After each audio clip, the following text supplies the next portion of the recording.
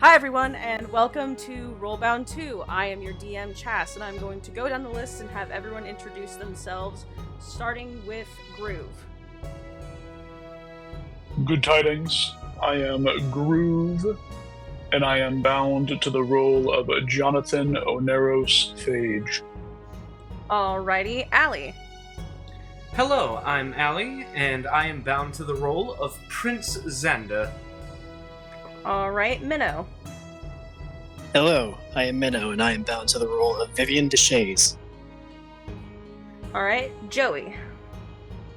My name is Joey, and I'm bound to the role of Jay Elwood. Forgot his last name for a second. Alright, Dakota. Hello everyone, my name is Dakota, and I am bound to the role of Lysel. And last but never least, Mickey. Hi, I'm Mickey, and I am bound to the role of Emiko. So, where we last left off, you guys had just freed the lesser demon whose name is Yelos, and they were leading you back down the hallway that you had came into this previous room in, and said that there were these creatures being kept down the hall and was going to lead you to them. That is directly where we last left off. I am in tabletop if anybody wants to be in it. I do. And I'll stream it when I need to stream it. Yeah, I think I'd rather watch the stream so that I don't have to keep tabbing back and forth between tabletop and the I get it, you have a character sheet. So Joey, I thought you had two monitors. Yeah, I wish I had two monitors. I don't have space on my desk for two monitors. Oh, mount one on the wall. I'm renting this house. I don't know. and just point. patch it back up when you're done.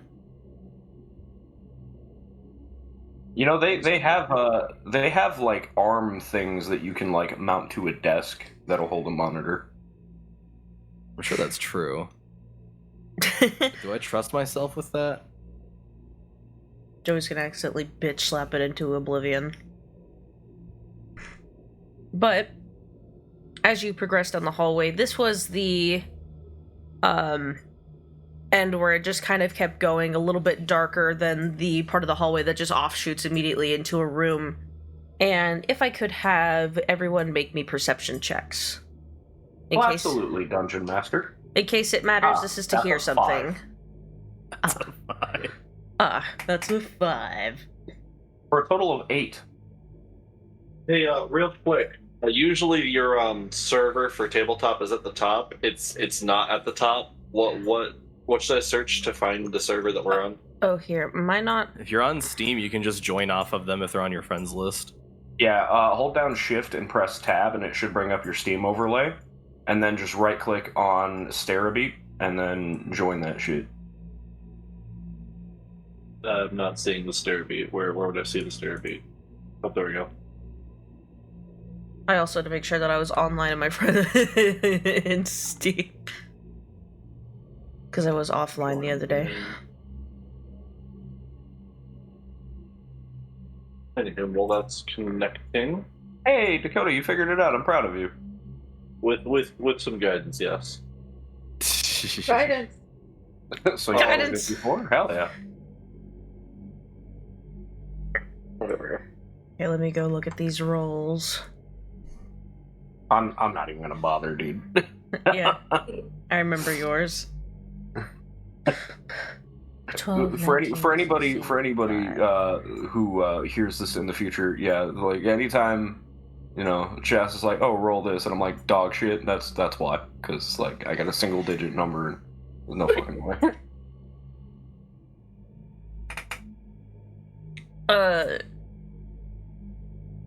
Sir Elwood, What's up? perception check. Jesus Christ, Joey.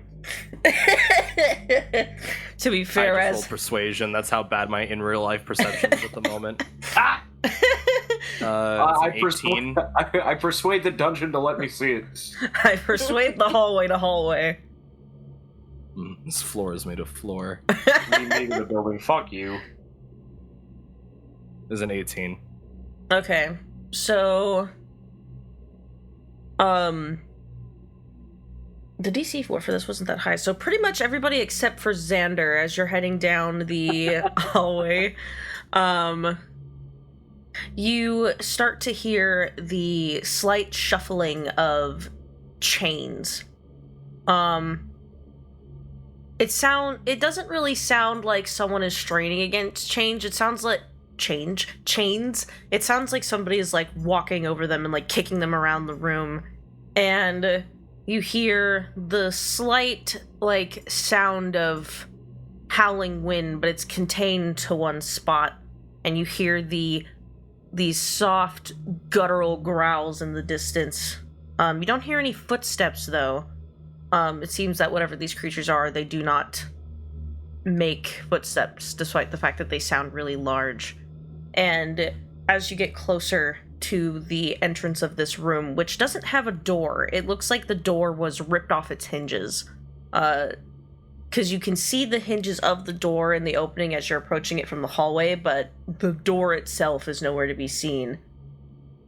And Yellows, as they're leading you down, kind of like stops in their place and then points ahead and says, They're in there. If these creatures escape this place, it won't be good for any nearby living things, I can tell you that much. Oh, they won't. Unfortunately, in my current state, I am not much help in combat, but I do have one of these. And on the rags that he's wearing, there's like the tiniest little pouch. It looks like it would be a coin pouch, but it is mostly emptied. And he plucks out a tiny bottle filled with red liquid, and he like holds it out for anyone who will accept it, and just says, It's not much, but if any of you get injured in any way. Yoink. And then I give it to Amiko. Ace. Now let her have it. You can have it.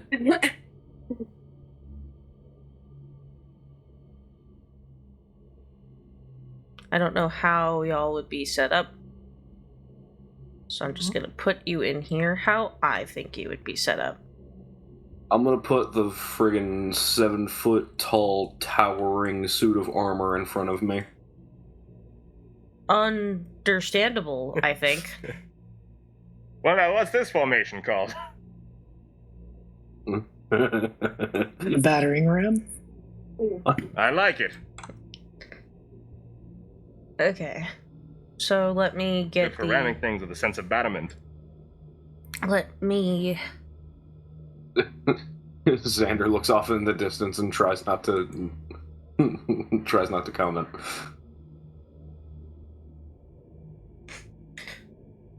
Oh, excuse me. So... Yeah, DM, I cast thermonuclear bomb. That's not a spell. And if it is a spell, it's not one you have access to. Double fuck. Hydrogen bomb. Legalized fireballs. Anyway. Yeah, so you hear the sound of shuffling, and now, Xander, you even hear the light sounds of guttural growls as you get closer. On the map, I have drawn like a little extension that shows you the dimensions of the hallway and what they look like when they lead into the room. I'm not seeing that. Are you all looking at the right table? Go up from where you are right now. What's up? Wait, hold on. I got this. See my little hand? Over here. Okay. Follow me. How do I Come on. You hit W on the... Oh, okay. There Yeah. you go. Here, let me help you just in case you weren't sure yet. Just in case you missed it. What are those? See, I prefer the empty board because there weren't dragons there.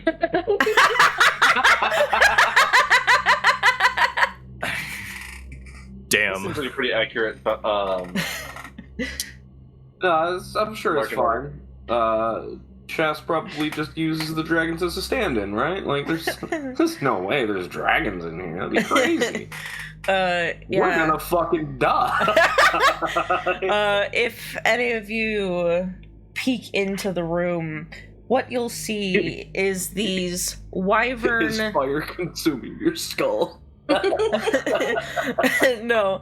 Actually, for those of you who want to, for anyone who wants to peek into the room to kind of get an idea of what you're looking at, make me a stealth check.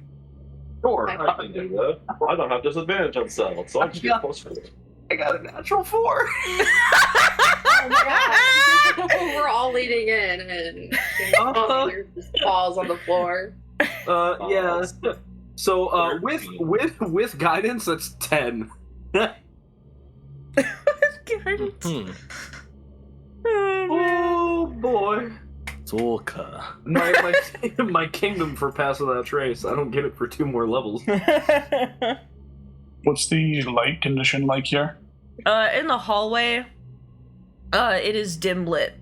You're at like the edge of the dim light. And then in here, in the room itself, you can see it barely peeking out through the doorway. It is also dim lit. Okay, so they take a -5 to their passive at least. Yeah. Which, you know, is very good for you, Xander. Thanks, boss. But what was the stealth checks of those who peeked? Let me go look. 10. 10. So, as the few of you who peek into the room peek, you see that there are these 2 wyvern-like creatures that are almost completely spectral. They look like they are made out of like funnels of wind that all build and connect together to make a creature, and there are broken chains all over the floor. It looks like at one point these creatures were captive, and there are bones littered about the floor, some of them old, some of them look a little newer. And they are just kind of sauntering around, almost like they're investigating something. For a split second, one of them, like, almost turns its head towards the doorway, as Xander, like, you accidentally kick a rock, and it, like, kind of, like, flies into the room, and the wyvern, like, looks at the doorway very intently, staring at it, but then turns its head back and starts looking at other things. It seems like they've broken out recently, but are, like, investigating this room that they're in first, before they leave. But there is one, these creatures are large-sized, so that's why I put them in the middle of these 4 spaces. One of them is in the backmost corner of the room, not completely shoved into the corner, and one of them is like 25 feet away from the entryway into the room itself. This room, excuse me, seems to be separated from everything else. There's no other doors or anything inside the room, so the only way these creatures have to leave is through this main doorway, but bear in mind they are spectral in appearance. Xander does not have repelling blast yet, right? I do not. I have agonizing blast. Agonizing? Yeah, I won't be... Those don't look much like dogs at all. No, they do not. Also, they're spectral, so those of us with purely physical weapons might have a bad time here. You want to pre-make some pebbles, just in case? Fucking done. Also, if anyone wants to, you can make me an Arcana check to figure out what these are. Yes. I rolled a fucking natural 1. I quit. Buddy. -1, huh?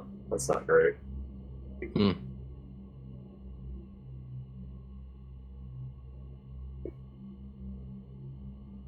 Rolling like shit today, y'all. You guys are rolling a lot of things that I'm really bad at. I mean, still having like the lowest average be 15 isn't bad. Also, it occurs to me I actually can't cast any spells yet without revealing my location. So, Vivian, Johnny, and you know what? Even Lysel and Emiko, you, through some way or another, you've heard of these creatures. And they are very simply referred to as Priscilla's Windrakes. These, however, are a more toned down version of them, as the creature themselves cannot leave the hells. These seem to be like a cheap copy of the creature. Despite the fact that they look spectral, they kind of behave like elementals in a way where you can damage them by some means. They, even in their lesser form though, they are still formidable foes, but mainly if they are in groups of larger than 3 or more. There are only 2 here. And for Vivian and Johnny, who got over a 20, for Vivian and Johnny, the most important thing of note is that these creatures, on a recharge, they can't do this indefinitely, have the ability to sap one's strength. Oh, good. But since there are only 2 of them, they do not get the benefits of their pack hunting. And, Johnny specifically, you also, when looking in, you notice that the one in the far corner over here is injured. Is the strength sap a ranged ability, or do they need to touch the target? They need to touch the target. They have to bite you.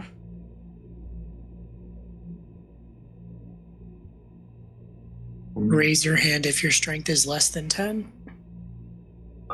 Me. Hands stay firmly at the side, in fact, to go even lower. Mine's Oh. 10. Elwood is touching his toes right now. Great, mine's below 10 as well. So, I sense injury in the far one there. In one fell swoop, we may be able to digest it.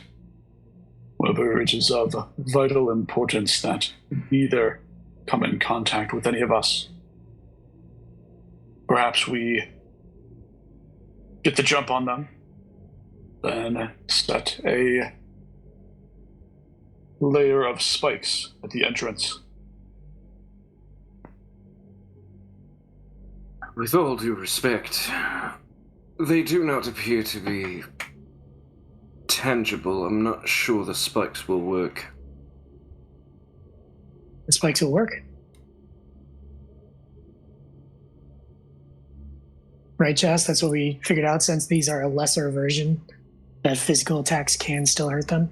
Yes, and also, technically they could fly over them, but the hallway you're in does not have enough room for them to do that. Thorka.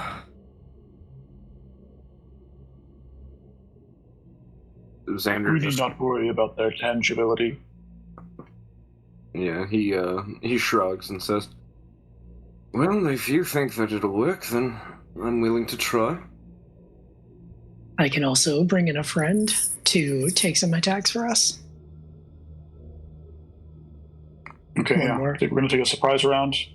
Try to blitz the injured one, set spikes, and force them to come to us. Well, if I get the surprise round, would it be better to? I guess we'll just have to see where initiative lands.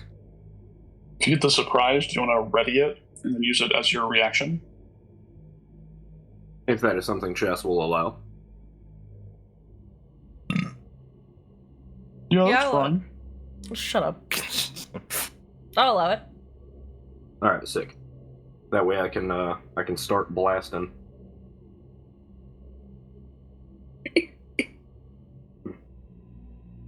So anyway, I started blasting. So the goal is we want to draw them to this square door here. Yeah, ideally down the injured one very quickly, but make sure nobody gets within touching range. Then Is the injured we still one have right or at left? I least didn't catch one it. more encounter to get through. The injured one is the one that's further back in the room, so this one. Okay, cool. Here, I'll mark it a little darker. Approximately 45 to 50 feet away, if I'm counting correctly. I concur. Until I am Wasn't told to be a fucking cannonball, I'm gonna stand in this hallway. Yeah, who I has think, Xander stones right now? fucking, they're on a pile on the floor in front of y'all. So How many are 3 there? more from Johnny. So between me and Johnny, there's 6. okay, so Emiko and Sir Elwood can hop in on this as well. Okay, I'll pick I up. mean, I don't exactly have range either. I'll need a couple of those. Oh, there you go. Yeah. So split it so 2 each. Yeah. Got to get you a Yeah. bow. I'm gonna have a crossbow, but I think these do more damage. Probably. What type of crossbow is it? Just says crossbow. So it's probably a light crossbow. 1d6 plus 3. Oh, that should be plus 4. You got a, So you what got a is hand the- crossbow? Damn. That's pretty cool. What is the damage for the stones again? It's 1d6 plus 4? Well, that's what's the same, I guess.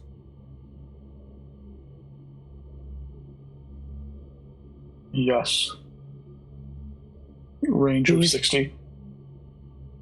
Who's going to have a very heavy hitting attack? Up close and personal? Either Lysel Like, or... no, in this surprise round? Who's going to hit Oh. hard with a single attack? Unless you're using spell slots, I think my attack is probably going to be the strongest. Sure. I'll drop a guiding bolt at the start, because my ranged cantrip is Ray of Frost, which slows it down, but we want it to come Yeah. closer. Well, you have a better maximum then, but mine's D10 plus. Yeah, I just want to know who to give the advantage to, essentially. It would actually be better I to guess if- slow it down since we don't want it to leave the room. True. Sure, Ray of Frost then. Oh yeah, but it's gonna be a surprise round anyway, so you'd have advantage regardless. Got it. Sweet. So whoever is going first to smack the shit out of the spectral serpents, go ahead and make your attack. Oh yeah. Oh, do we just get the surprise round? We're good? Oh, yeah, I Yeah. guess we were undetected, weren't we? You Yeah. should let me Can go. we roll initiative and go in that order? That works for me. Go ahead and give me initiative. All right, fair enough. I might end up going first anyways because that was a really good roll.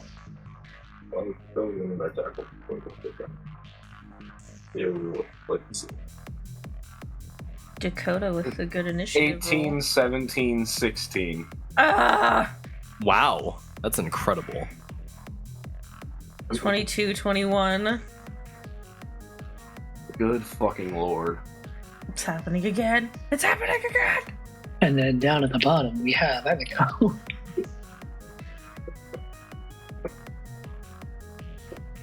I blame Minnow. No, you should blame me. When I roll high, other people roll low. Yeah, but Minnow got me these dice, so. I All he did. gave me was a car bomb. Yeah. I did curse both Allie and Chass's die because they said they're going to use them for DMing, so I said roll nothing but ones, and I think it may have spilled over. All right. Well, first up in the surprise round is Johnny. What's the distance of the injured dragon to us? If you went into like the doorway kind of so that you could actually see it, it would be about 55 feet away. 55. 55. Perfect. Going to try and Ray of Frost it. Say 16 to hit for 8 damage. Let me track this real quick. You said 8 damage? Mm-hmm. Yeah, that 8 does. cold. Speed reduced by 10 feet until the start of my next turn. Yeah, you see the ice kind of swirl in with the spectral vortexes that make up its body, and the creature screeches. You see this like very light blue ichor start to pool on the ground in like little droplets. Bonus action to wake up. Going to back up into the hallway and end turn. At the end of Johnny's turn, I'm using my reaction to cast Spike Growth at the entrance of this area. Alright, next up is Lysel. Yeah, we're gonna throw a rock at that thing, one of the magic rocks. Got an 18 to hit for 6 points of damage. That absolutely hits, and damage is noted. Then the rest of my turn, we're gonna back up into the hallway to break line of sight. Sweet. Jay. Let me see something real quick. I'm at the front, right? For the most part, you're right here. I'm kind of at the front. I don't really have enough. Do I have enough movement? Hold on. 5, 10, 5. You can move through allies, right? 5, 10, 15, 20, 25, 30. And then how big are these? Are they huge or are they large? They're large. So I wouldn't be able to hit that then. I'm gonna do a single move to get inside, or I shouldn't say I'm gonna do a single move, that's incorrect terminology. I'm gonna move 30 feet to get inside the room as far as I can, and then I'm gonna pull out my sword and shield.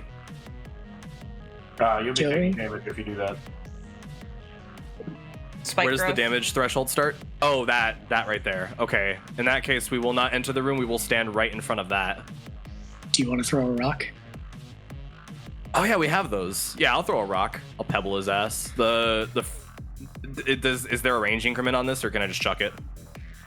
60 feet, I think. 60 feet? Oh, that's close enough then. Yeah, Lysel has to do one of the magic rocks since they picked up 2.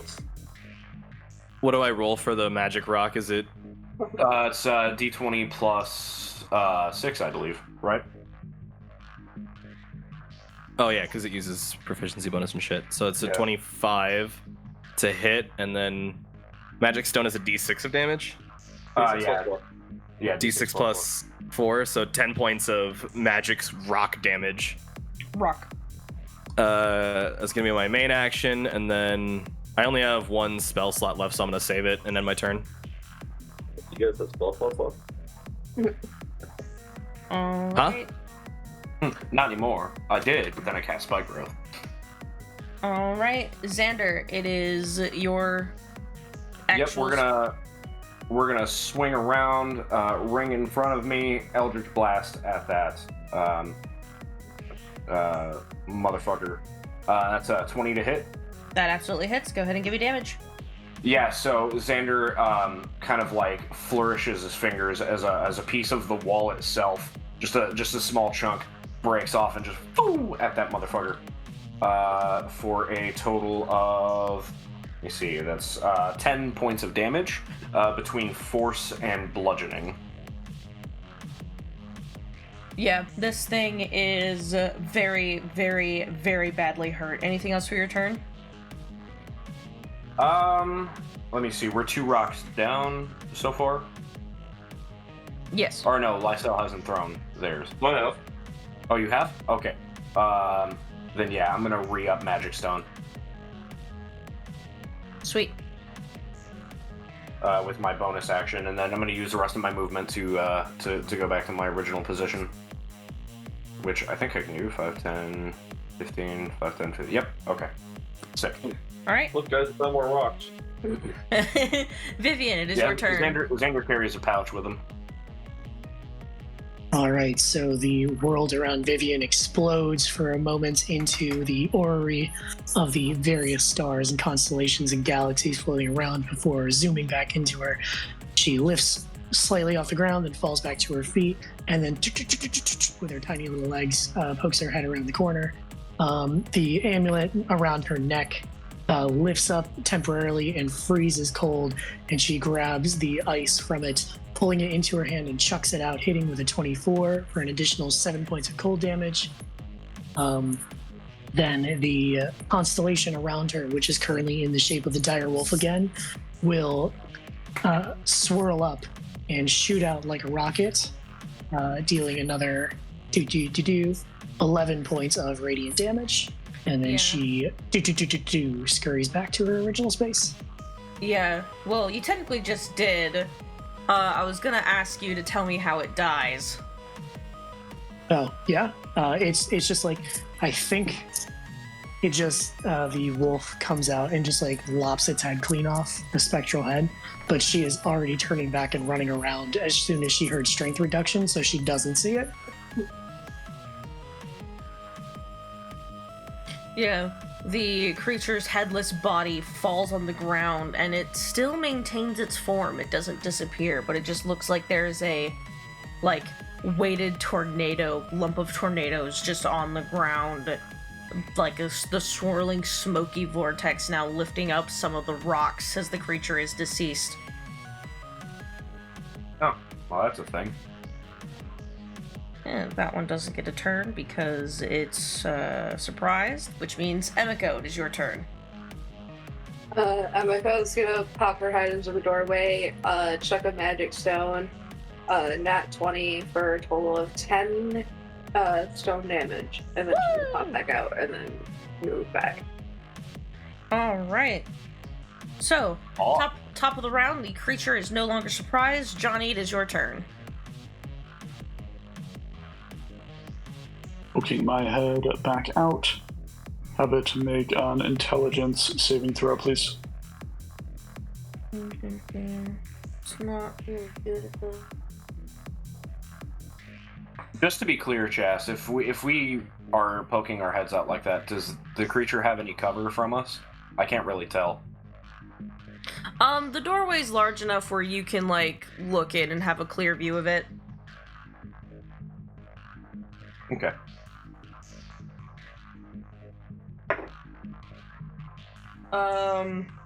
-3.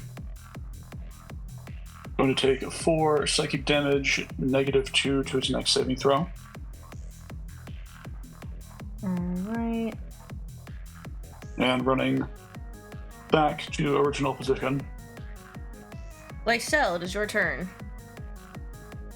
Yeah, we're gonna reach around the corner and throw another rock at it for another 22 to hit. That absolutely hits. 7 points of magical bludgeoning damage. Conk it on the head and poke back around the corner.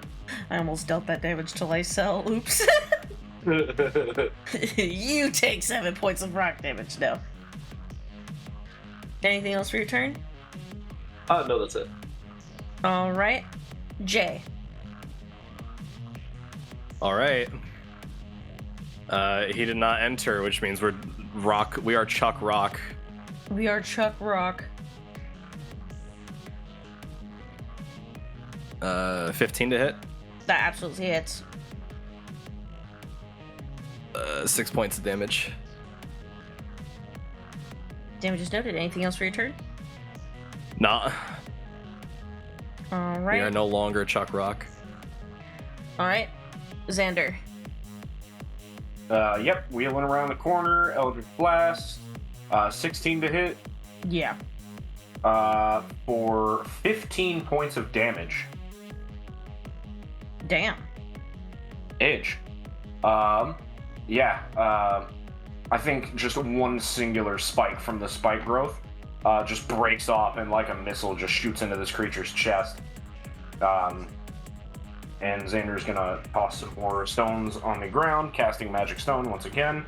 That is the end of my turn, after I go back to my position. Alright, Vivian, your turn. Vivian runs forward, comes running through Sir Elwood's legs, throws the bolt of ice and the starry direwolf, dealing a total of 16 points of damage, and then runs back. All right, it is now the creature's turn.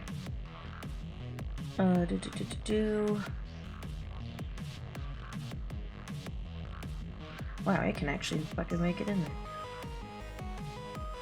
there. Worth noting, the spike growth is a 20-foot radius sphere, so it'd actually be a bit bigger than what you have depicted there. It would extend like further into the.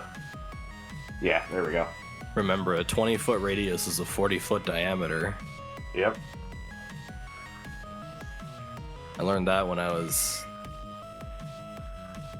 younger than an adult, but older than a child. Younger than an adult, but older than a child. And the spike growth can't be seen, right? Yeah. Not unless it makes an active perception check against my spell save DC, which would take its action.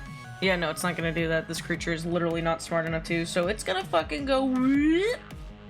Wait a minute, no I didn't. That was like 6th grade. So it's going through the full 40 feet? I can make it about right here. What is that, 10 feet? Yeah. 20 feet? Ooh. Yeah, I'd say probably 10 feet, yeah. Okay. Sorry, I had to look because this creature's large. Hey, Groove, can you roll 2d4 for me? Anything for you? 2d4? Yeah. 5. Great. So that's 11 piercing damage. And then I technically want it to be like right here, but it will fall. So it's back here, but it's on this cross section right here. Just pointing that out. So I'll leave it like right there. Yeah, close enough.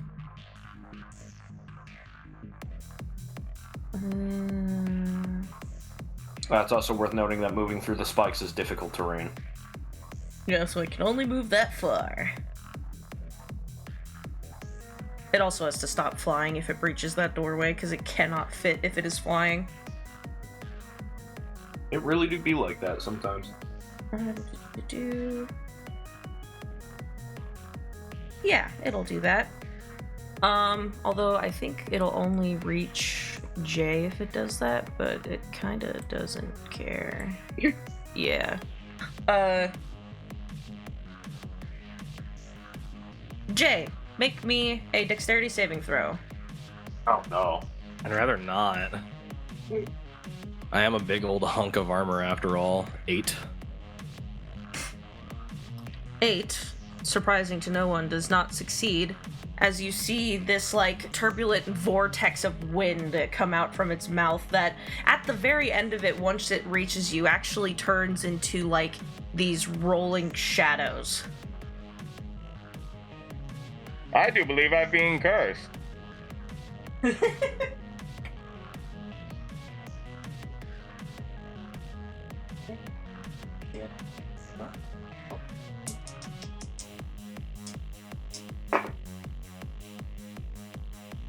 Right.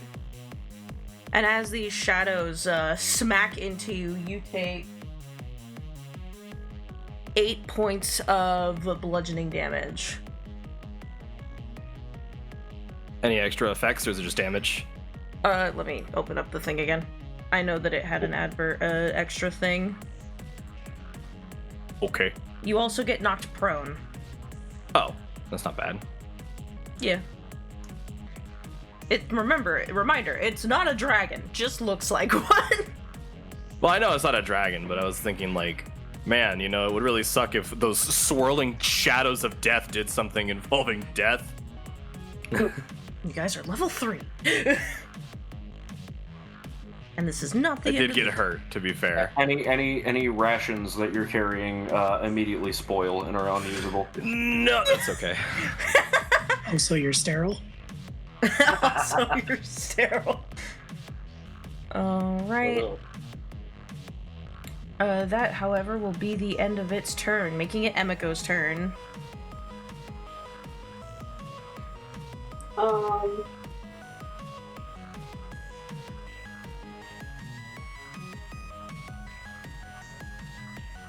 How far into the spike growth is it from our side? It's probably got another. Oh, it's a 20-foot radius and it moved 10 feet, so I'm gonna say 10 feet. Yeah. Okay, that's fair. Blue paint. Technically, you can jump that. Yeah, you can. You can You have jump a onto strength. this motherfucker. You have Wrangle. a strength of 10. Yeah, it's just so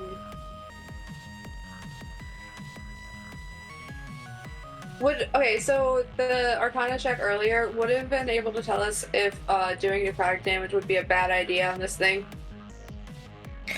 Despite the fact that these things look and slightly behave like shadows, it is not a resistant to necrotic damage because it's not actually a ghost. It's just a weird creature. Okay. So you can deal necrotic damage.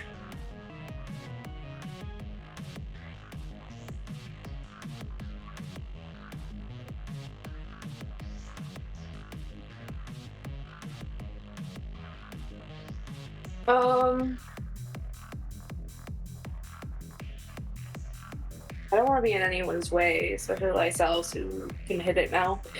I mean, it's kind of big, so I don't think you're going to be in the way regardless. Yeah, that's fair. You're also technically 2 sizes smaller than it, so you can climb it. Jump on it. What is it like? What's like to jump? Like, what is that? A bonus action? Nope, it's just part of your movement. Yeah, Okay, it's yeah, only I'm a going to bonus jump action on in this. Baldur's Gate. So I leap.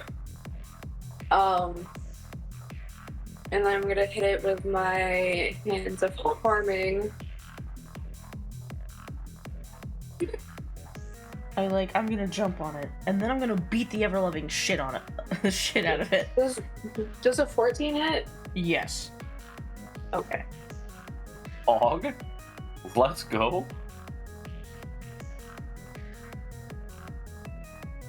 This is gonna hurt.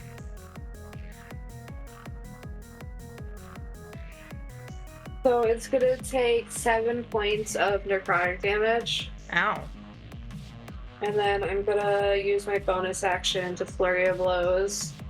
Kick its ass! Kick its ass! That's a 17 to hit Wow! and a 16 to hit. Yeah, those both hit. Emiko. Emiko.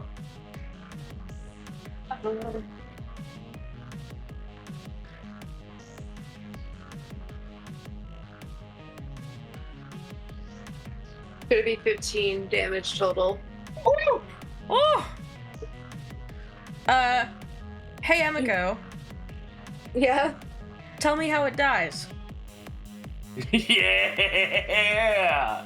So Emiko steps out from the side and looks at it for a moment, looks at the stone before just kicking off the wall and jumping on top of it. Sucker punching it in the face 3 times as she rises the ground basically. Yeah, and this thing falls, its vortex-ridden body basically impaling itself on the spikes beneath, and you're just kind of resting on it to avoid touching them yourself. And the creature is deceased. Stepping on this thing feels so weird. As soon as the creature is dead, and Xander is 99.99% sure it's dead, I'm gonna stop concentrating on the spikes. That way I don't hurt my friend. Emiko immediately jumps off this fucking thing, ew, that felt weird. Yeah. Xander does a little brisk walk up to Emiko, and he does the thing where he grabs the top of his head and says, "That was fucking awesome! High five!" Emiko jumps to give him a high five. Yeah. Hell yeah. Who is Yellows, who was hiding in the corner terrified, just gently starts clapping. Xander like looks over at him and says, "Made that sound like it was going to be a much bigger deal than it actually was." I honestly thought there was more than 2 of them. Originally, there were 6 of them. And then another comes around the corner. Gets a horrified expression and just slowly peeks into the room. I'm sorry, how many was that? I heard more than 5, less than 7.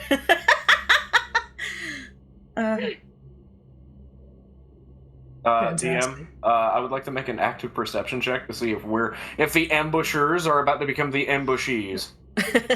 I would like to do that as well. Yeah, Also, go. like step over the body and like take all around the room. No, I didn't. I am so sick of not rolling above a 10 on ability checks. This is ridiculous. Did you give guidance to me? I gave guidance to you. Somebody Okay, cool. Oh, well. 24. I had a 12. I got half of what you did. Yeah, Lysel, you go into the room and there doesn't seem to be anything. This room is fairly open, save for some rubble and large chains on the ground. And there doesn't seem to be any other creatures in here. No, I think that we're all clear in here. Yeah. Let's walk in and see if there's any stuff to grab. These bodies of the creatures, they're still here? Yeah. I rip out some teeth. Yeah, make me a survival check. Guidance. I can do that for the other one. Yeah. Alright, I'll guide you. Good. Yeah, okay. Very high. Ooh, 24. very low.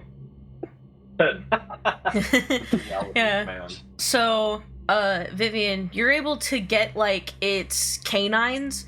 The other teeth are much too small. They're not really, they're kind of like gnawing teeth. But you managed to grab its 2 large canine teeth, and you're actually able to take one of its horns as well, which, when you take it off, it's literally hollow. It almost looks like a drinking horn, as if it was already made to be used for that.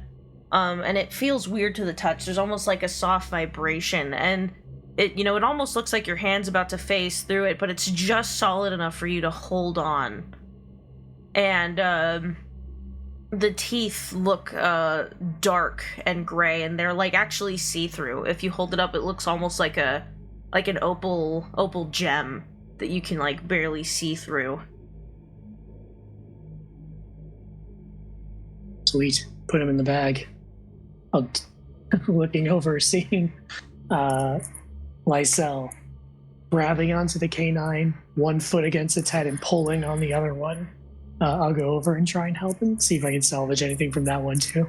Yeah, Lysel, you're like trying to like rip the tooth out, but it's like not budging, and also since this creature's like mass is very weird and very misshapen and not really natural, you can't quite get a good grip on it. It almost feels like its body is maneuvering around yours despite it being dead. And then Vivian, you walk up and just like tap Lysel on the shoulder and just take both of the teeth out with ease. Great, so we have 4 canines and 2 horns. Yes. Great.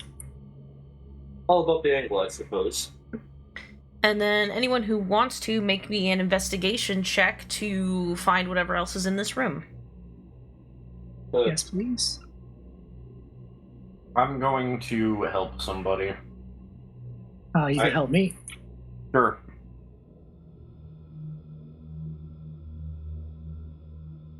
Unless, No, I don't have proficiency in investigation, so I can roll it, but it's not going to be a very good roll. I'm gonna try. I'm gonna try. I'll give help and guidance to somebody. Ooh.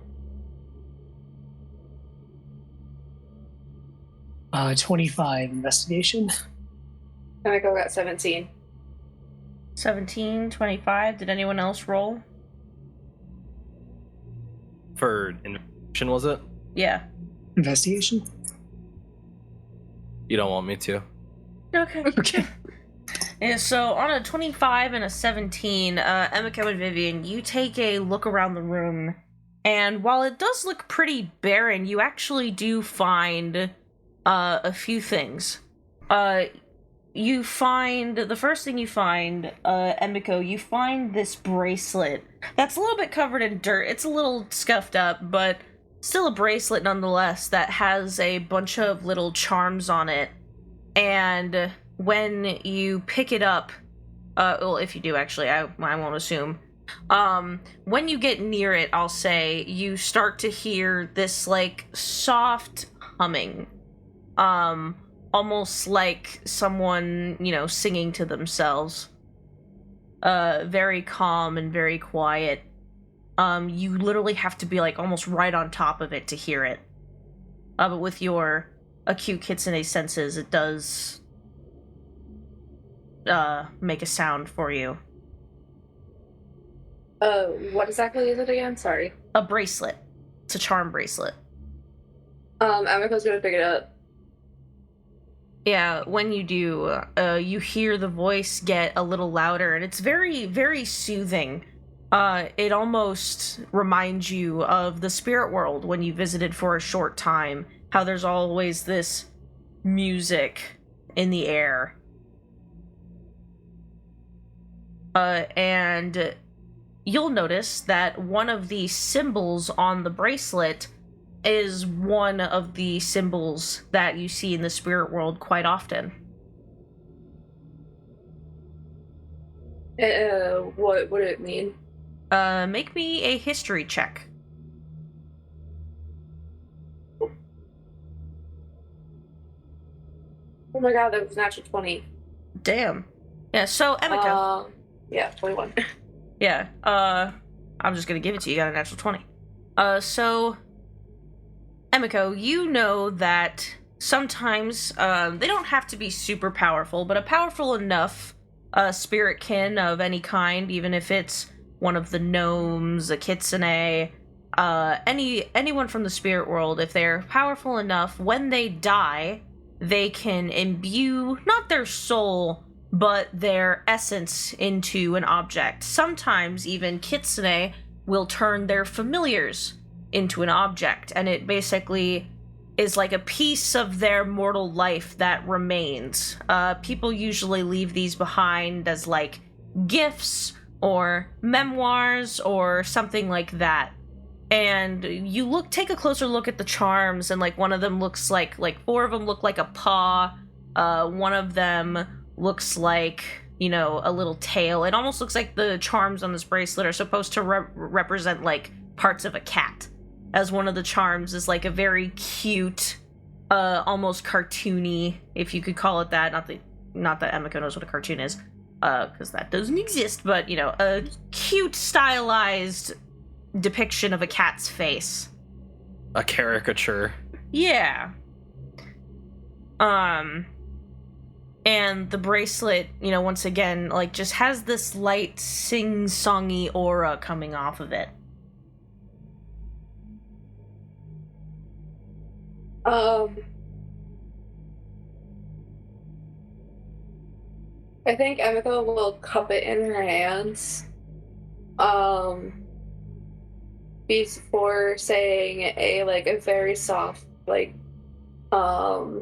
prayer to it in Salgari, is that how it's pronounced? Yeah. Salgari, before sliding it on her wrist.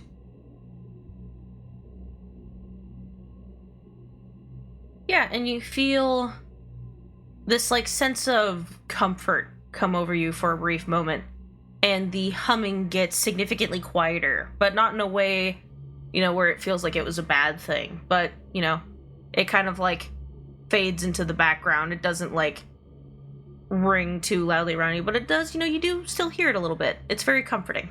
It's like getting a song stuck in your head.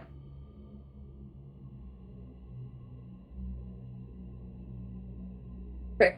And then she's just gonna turn back to the group. And then Vivian, you find 2 more things. Amongst some of the bones, you find a small coin purse that has 4 silver and 2 gold pieces in it.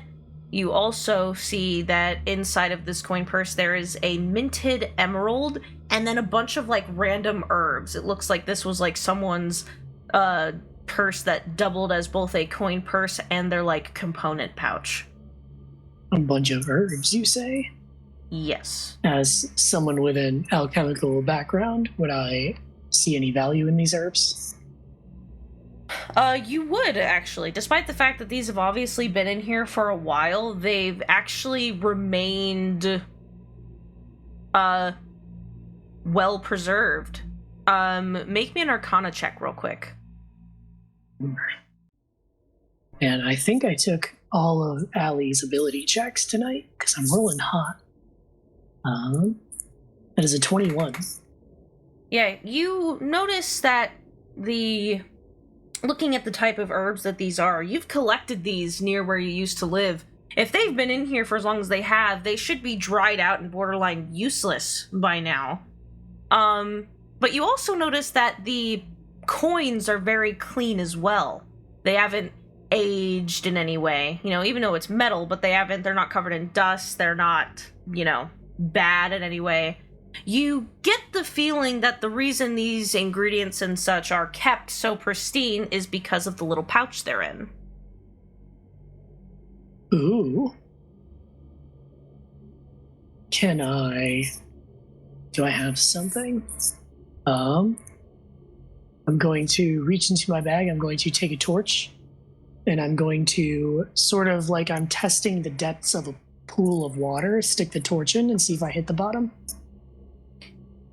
You do hit the bottom of the pouch. That's... But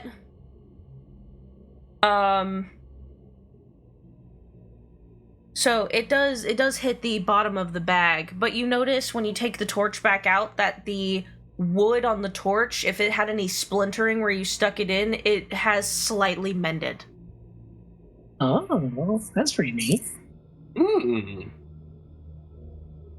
So not a bag of holding, but a bag of mending, it seems like. Due to your background, a memory comes to you.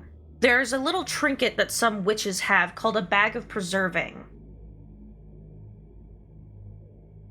It can mend any objects that can fit in it. Usually those pouches are very small, but it can mend anything that isn't completely broken within it. It keeps things fresh for several years. No one's ever really figured out how long, but obviously with you finding this one, it has to be over 100. And it keeps things clean, as if it has perpetual prestidigitation enchanted on it. Interesting. Neat. So I look down and I say, yes. This was made by the Great Witch, Granny Tupper, known for her wares. And then I'm going to lift up my hat, and sitting on top of my head is the gecko Tyler from the first session. I'm going to say, hey, Tyler, could you do me a favor? The gecko, sticks its tongue out and it goes over its eye and then, goes back in, and then he goes, Sure! Do you mind hopping in this bag for me? I kind of want to see what happens.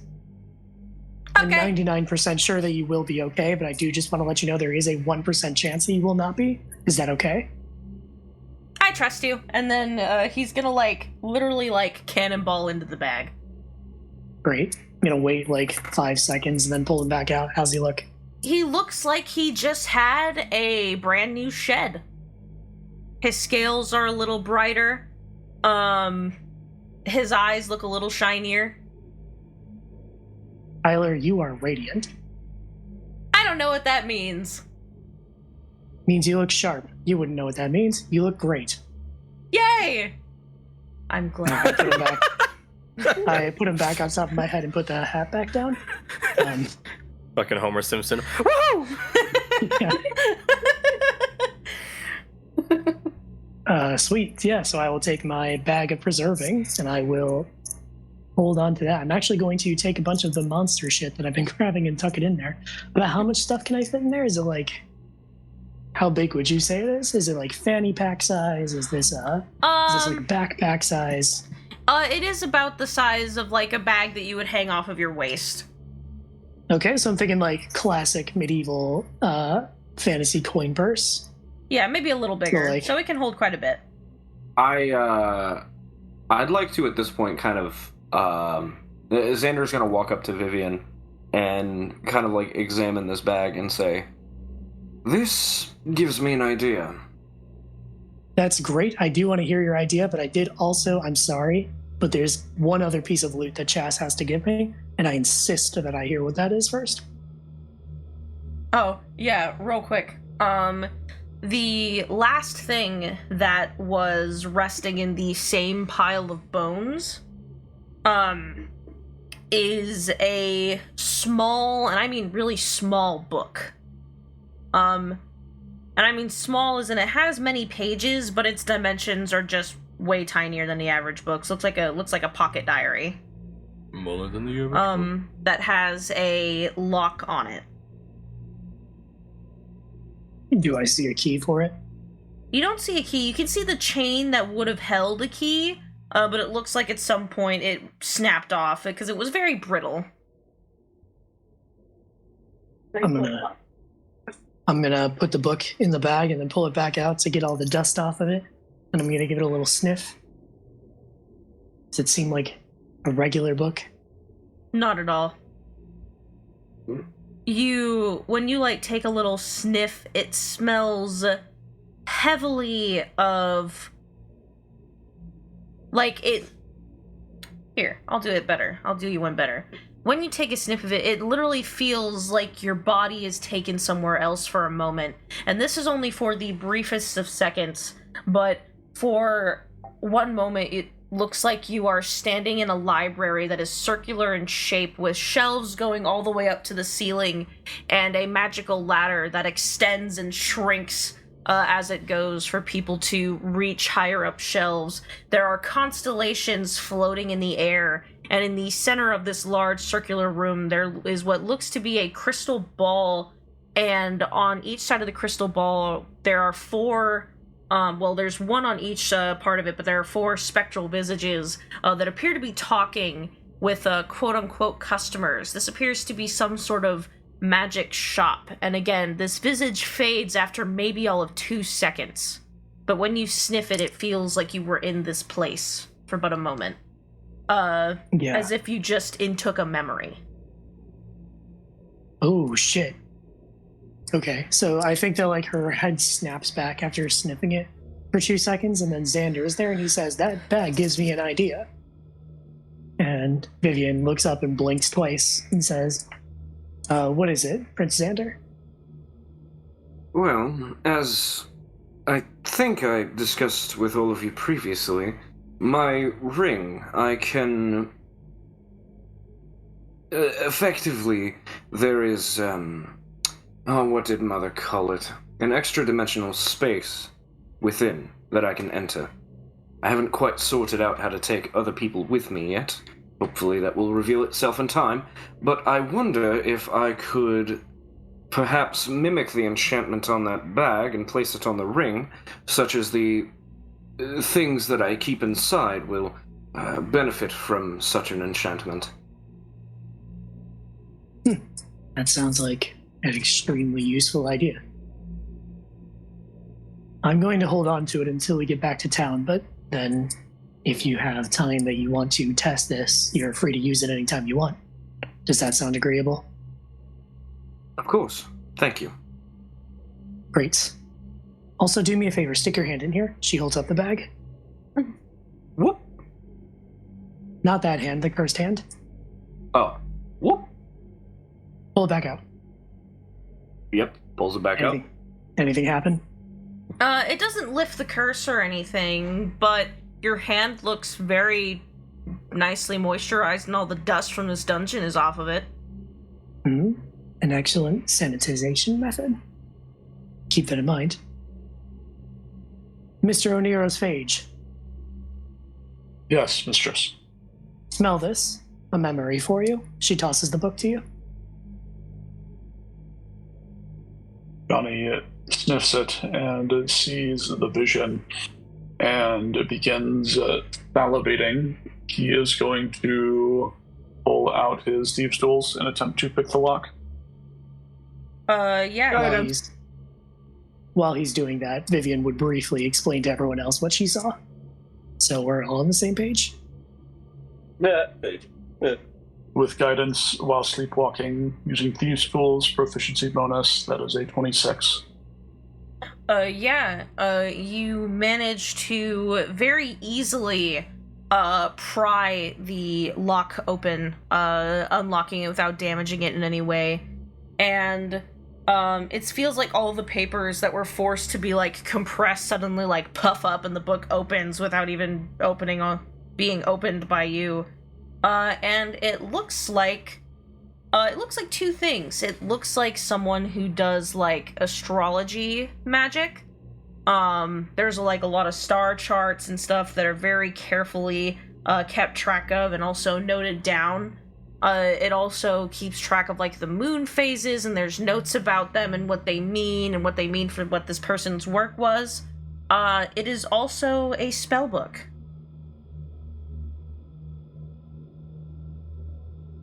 Wait, nice. Does this seem like... Suppose we'll have to appraise it later. Yeah, Johnny will add it to his collection. Wiping his mouth. Eating is synonymous with learning. If you expect me to make a joke and lower myself by saying that it's brain food, you're absolutely correct. She's also been going around and without telling anyone has just been like walking up to you with a bag and putting your hands in them. Just like holding up the bag and lifting it up to your hands until everyone has squeaky clean. All right. Are there any other... Sorry if I missed this. Are there any other exits or entrances from here? No. It seems like the way that you came in to fight is the way that is the only way into this room. Okay. And what's their face? Yellows told us that they only have a limited amount of time here, correct? Yeah, they said 1 hour and they will be automatically transported back into the Hells. And we still have a labyrinth to go through, if I am correct, right? Yes. Just about. How is everyone looking? Is it a really bad idea for us to continue going right now? I'm out of spell slots, but I haven't cast any items from the Cursed Holy Symbol, and I'm not missing any health. Everybody else? I have no magical energy, but I've all the souls with me still. Okay. From what I'm hearing, it doesn't sound like anyone would really benefit too severely from a short rest. Sir Elwood, I hand you 8 berries. Is that enough? Yes, it is. Great. So I think with that, we are good to boogie onward. Yeah, and basically, Yellows leads you back into the room that was connected to the one that you found them in. As when you were in that room with the statue, there was another way to go, but you investigated Yellows' prison first. And Yellow says, anxiously, I'm not quite sure fully the layout of this place. I only know, little by little. That's fine. We will place our trust in you and assume that you will do your best. I don't know if I will remain here by the time this adventure of yours concludes, but since you, they look at the piece of paper that Xander gave them, since you have given me something to remember you by, I have some, that's, like, Yellow's like, looks like they haven't talked in a long time, so talking is just like making them go bleh, bleh, bleh. It's also worth noting that, like, if we are now walking and talking, Vivian is actively pushing this person. Like, yeah. Come on. What I mean to say is that I hope at one point we will meet again. Maybe after I've recovered from this endeavor and all that. DM, as we start to move into uncharted territory, Xander is going to take a second. He's going to take a knee and he's going to clutch the holy symbol, and he is going to speak out loud. Circle preserve me from the eyes of my enemies. And his skin begins to crack around where the scales have sort of afflicted him, and a burst of shadow emanates from him as I cast Pass Without Trace. Whoa, it's an eminence in shadow.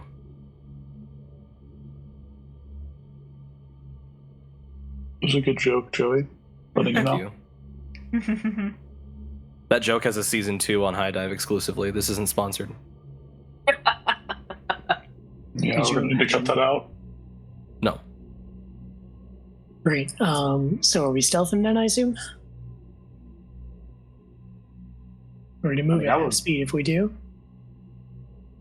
I mean, it seems worth it to me. Okay. Yeah, go ahead and make me stealth checks. Add 10. Add 10. Oh, yeah, he's stealthing. Ah, man. Who's getting guidance?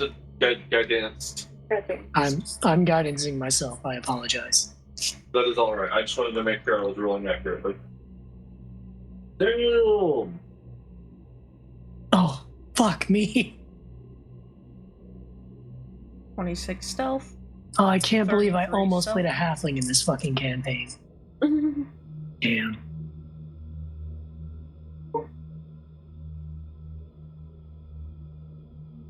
$14 stealth. 27 sneaky.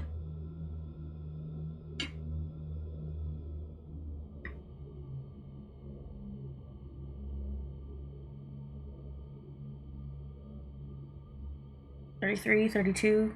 God damn it. 26, 33, 32, 14, 27.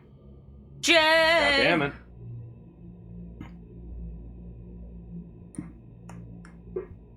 Sir Elwood, I need your stealth check, please.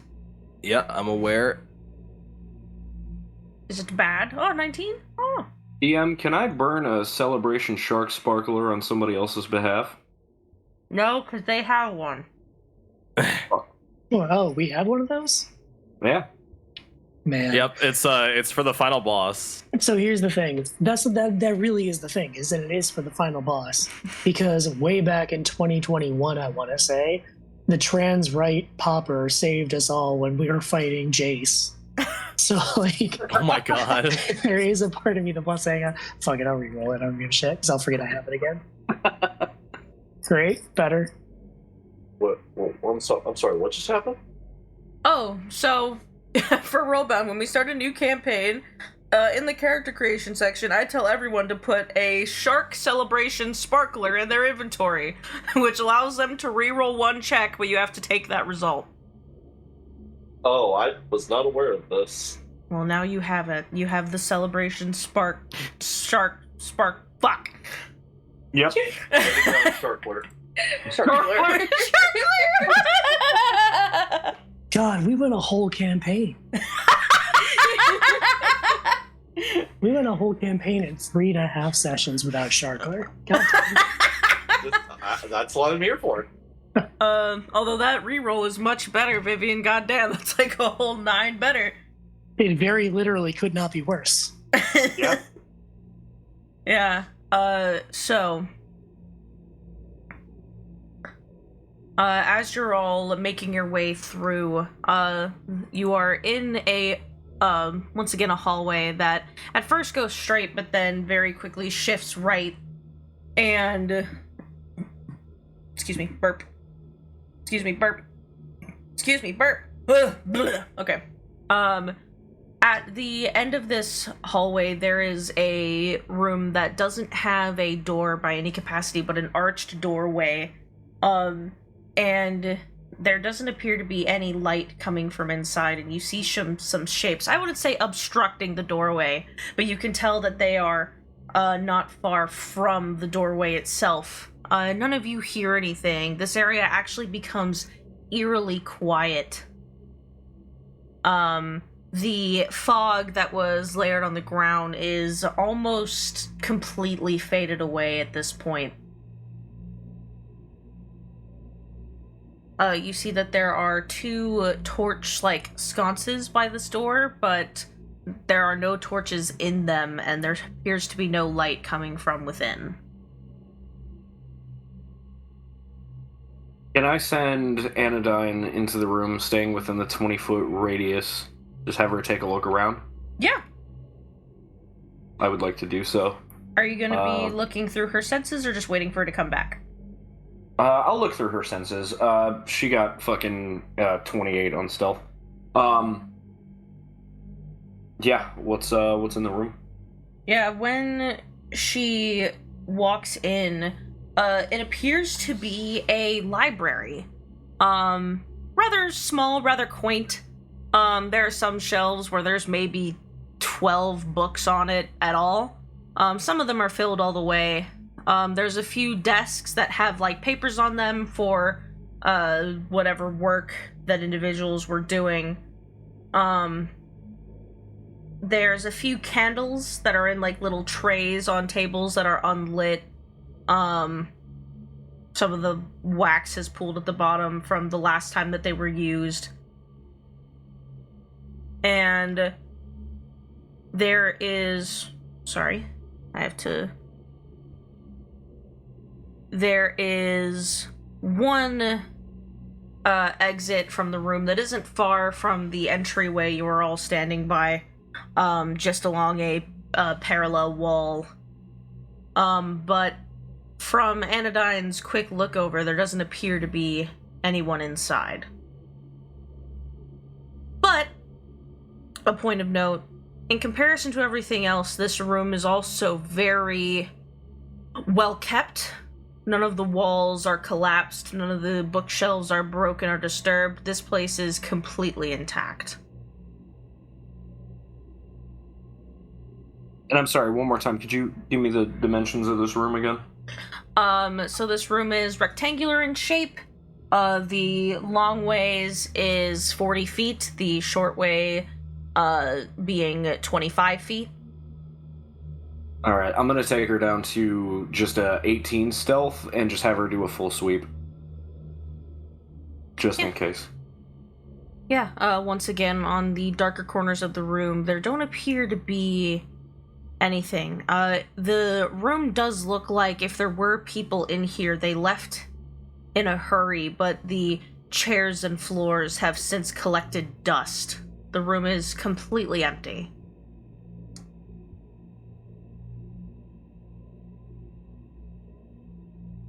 Hello?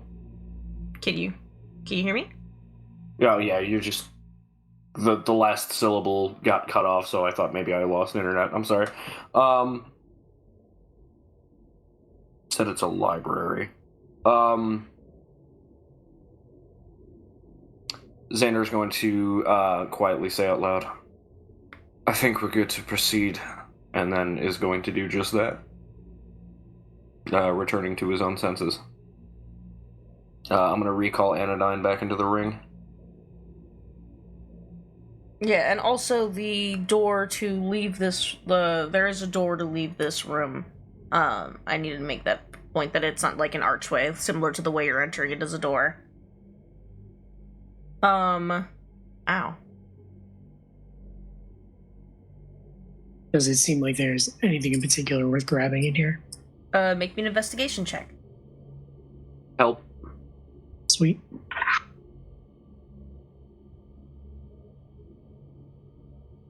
Oh boy.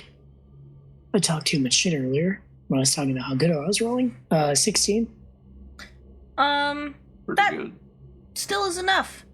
As you're going through, a lot of these books are kind of just random, but I'll still list, like, kind of what the subject matters are in case any of you are still interested in them.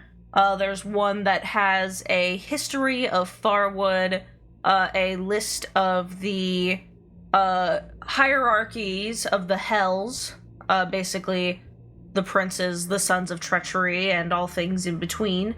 And like basically like it's a book explaining the hierarchy of the Hells and how it works and who's a part of it and all that. And there's a lot of just random like training guides on knightly etiquette and also like fighting, like the specific forms and how they're performed and stuff like that. And with a 16, which is just the DC for finding this, you find another journal like that is strewn about on a table open, where you can see it on like the front page because it's only open to like the first cover of the book, and it says that it belongs to someone named Frey T. And on the first page of the book there is a letter that's very, very old. It hasn't been opened. It looks like whoever wrote it was like preparing it at this little table, and it's sealed with wax. And I take a quick look around, or at the envelope itself. Can I get a feel of how old it is?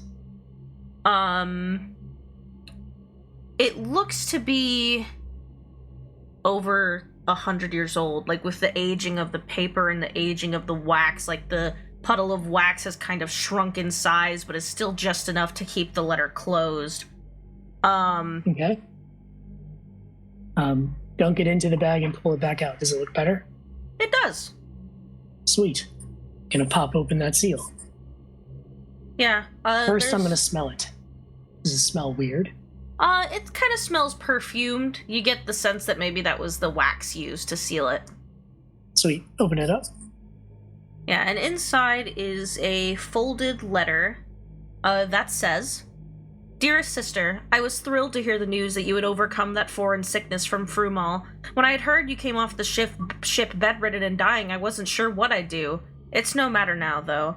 You're better. I'll have to return to Firefall soon after my training is done and congratulate you in person. They say elves are perfect in the way they lead their lives, but I think others forget that we can still fall to other forms of frailty, including illness. Long life to you, sister. I'll be sure to bring you a raptor feather like I promised. I miss you, Adalia. Your brother, Frey." Any chance I could get that posted in chat? Yeah. I will say I did my best to transcribe that, but lost you halfway around trying to spell Frumal or Frumal. There we go. It wasn't letting me highlight it. Hello? There we go. Come on. Up.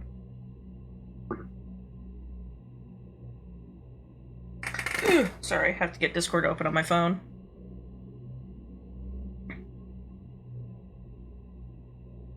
And also, tucked into the book, a little bit covered in blood, is a feather.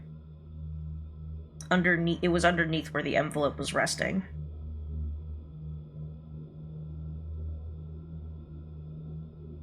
I'll just put this in loot.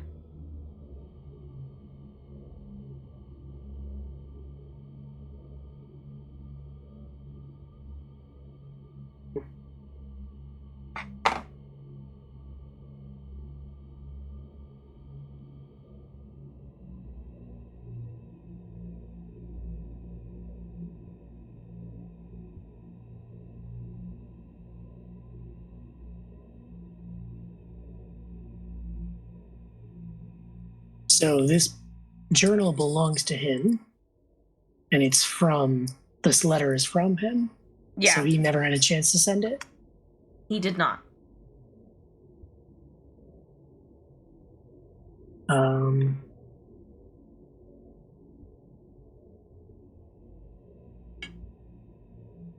So thinking about a sickness from 100 years ago in Frumal, does that ring any bells for Vivian? Make me a history check. Okay. She will pose this question to the group as well, if anyone's available to give me help. Oh, what was the question again? It's a history check I'm making. So if there's anyone that knows anything about history that can help me. I don't know anything about the story. Okay, no worries. Still a very good check. 24. Vivian, you recall your mentor telling you about this sickness. It seemed like at the time there were a lot of things going on in the world around 100 years ago, but particularly, there was a point in time where, individuals were escaping Frumal, as right now Frumal has this vast storm around it that, does not let anyone leave and does not let anyone enter. However, due to the issues going on in Frumal, they allowed anyone who was foreign, so from Kelmra or from the Tri-King Triangle or from Varavad or Terralin, to go home. Basically allowing them to escape the ongoing war happening in Frumal that is still going on to this day. The storm is still up. And some people, when they were boarding these ships, got attacked by... There is a faction, I'll call it, that is affectionately, I wouldn't say affectionately, but it's just referred to as the Assassins, as most people that are foreign don't even know their actual name, attacked the people trying to flee Frumal, by these weird creatures that have these, like, sickly green, teeth that are mostly hollow and filled with a particular liquid, and when they bite something, that liquid drains into the person and makes them horribly ill.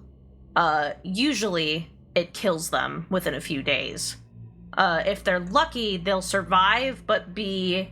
I don't want to say crippled, but they will never fully recover, after this, venom gets into them. And because of the fact that this happened 100 years ago to a bunch of people that were going overseas, it became quite a terrible epidemic, across multiple places, not even just Kelmra. But people would rather escape and be sick than have remained in Frumal and dealt with the war that was going on.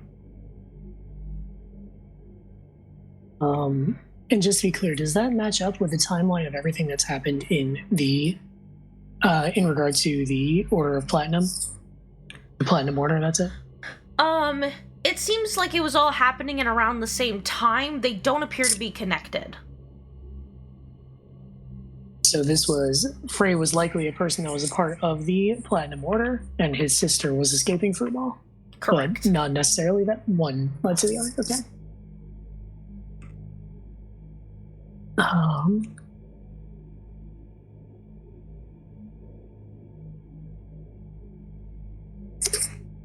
Okay. She will tuck away the book on the history of Farwood and the book on the hierarchies of hell to read later.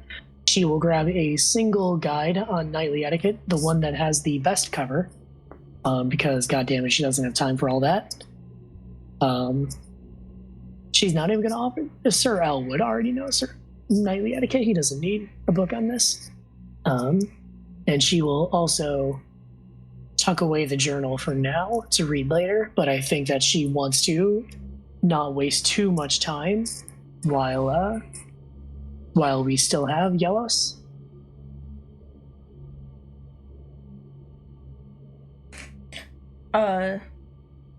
Sorry, my fucking app closed. Can you repeat the very last sentence you said about Yelos? Yeah, no worries. I actually changed my mind anyway, so it's fortuitous. She's gonna flip to the last page of the journal that has any writing in it. Yeah. There's actually like a little bit of like candle wax, as if like some of it accidentally dripped onto the page while he was writing.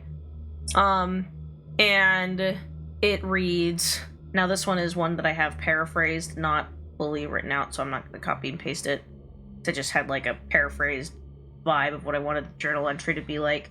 But the very last entry says, many have been acting very strange lately. Also, one of the far rooms we are not allowed to have access to. The captain forbade it. I'm not allowed to go in there. Even some of the higher-ranking officers are not allowed to breach its doors. I'm not really sure why. Multiple of us have started to disappear, and honestly, I'm quite scared. I'm hoping, at least before anything breaks out, that I can get this letter to Adalia. Maybe I can sneak away to the nearby town of Mapleview and have one of them send it out for a for a fair price. I at least want my last words, if anything goes down, to reach my sister, as well as this feather. But I'm not too sure. I think I'll go out and get some fresh air tonight. That should clear my head and help me decide what I want to do. And that's all it says. Okay. Then I'm going to tuck away the three books: History of Farmwood, Hierarchies of Hell, one training guide that has the best cover on it, and the journal into my backpack, and say, nothing new. We should keep going to the rest of the group.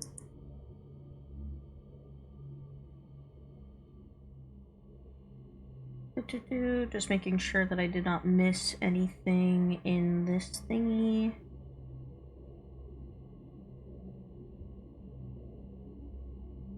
I did. Okay, also, somewhere along the shelves there is, one more thing. There are... Well, one more thing, it's actually two things. There are 2 spell scrolls in this room. One of them is a spell scroll of... Fucking goddammit. The thing closed again. There we go. One of them is a spell scroll of mage armor. The other one is a spell scroll... Ow, motherfucker. Of gust of wind. Jesus Christ, sorry. I will take awesome. both for later scribing. Yeah. Okay, I'm so sorry. That was it. Also got a sharp pain in my ribs all of a sudden.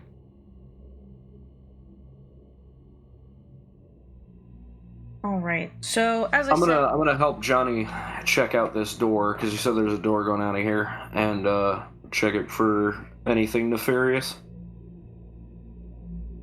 Yeah, ow. Make me an investigation check. I'm giving you advantage. I'm not checking that fucking door. I'll check the door if you want to give me advantage and guidance. Sure. Is it investigation or perception, you said? Investigation. I will check the door. Sure. Oh. You can both make the check if you want. Sure. I guess. There's... 20. Not natural, but just total. Damn! 24. Yeah, so Vivian and Lysel, you both take a look at this door, and it's arched in shape, but it's a slightly reinforced door, and both of you notice different things about it. Lysel, you notice that there is scorch marks. They're almost impossible to see, especially with how dark this room is, but you can just make it out along the edges of the door. And at first that seems a little odd, as like the door otherwise doesn't appear to be damaged. Even the scorch marks almost look quote-unquote painted on. And like some of the stone that surrounds the door as well appears to be scorched. And Vivian, almost at the same time as Lysel kind of makes this discovery, you notice that almost invisibly there are runes along the semicircle arch upper part of the door. This door is magically trapped. But similarly to some of the things before, the writing is in abyssal. What does it say? It says, burn those who do not have the right to enter. And then in like the closest way to write something in quotations and abyssal. God, I forgot the word. Let me open my... I just got my app to reopen, so let me open the note. I remembered the first part, I don't remember the second part. Why is my phone running so slow?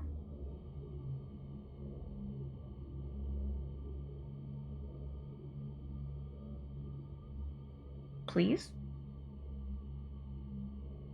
Okay, there we go.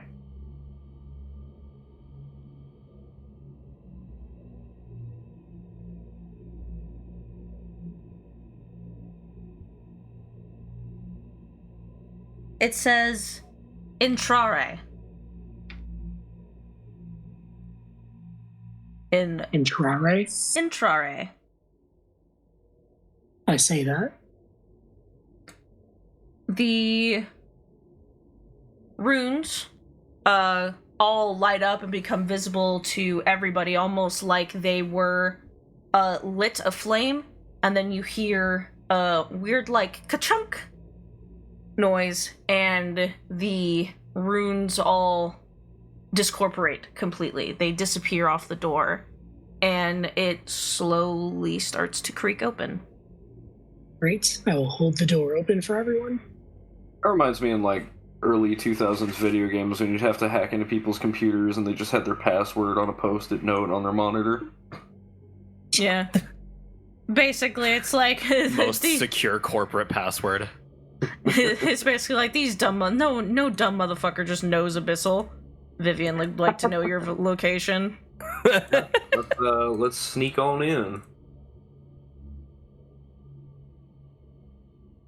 Upon entry to this room, you couldn't tell from the outside of it, weirdly enough, but when you walk in, it is well lit. There are torches lining the walls that light up that the flames on it are like pale yellow. It almost looks like radiant light is filling this room, and there are it is a more wide cavern. Let me... I hate tiled floors. I heckin' love tiled floors. My bad. In this room, there are 6 statues lined up on the opposite side to you that are kind of surrounding a large door. The door has a dragon's head coming out of it, made out of solid metal, with 2, where its eyes would be, they appear to be hollow, and the dragon's mouth is open in like a silent cry. This room looks like it used to be an old, like, training room that has since been, like, ruined. There's rubble all over the floor. There's weapon racks lined along the walls that have most of their weapons are missing or are on the floor damaged. And there is another exit to the room here on the right-hand side. It's just when I was making the map for this room, I forgot to take that wall segment out to note that there was a exit there. There is a door there that is like made out of like reinforced wooden doors with like iron on the sides that has like a little grated window to look through into a darkened area. And there are like the statues. I shouldn't say statues. They look more like armor stands showing off sets of armor. It looks like this used to be like an armory of sorts, like a full decked out armory.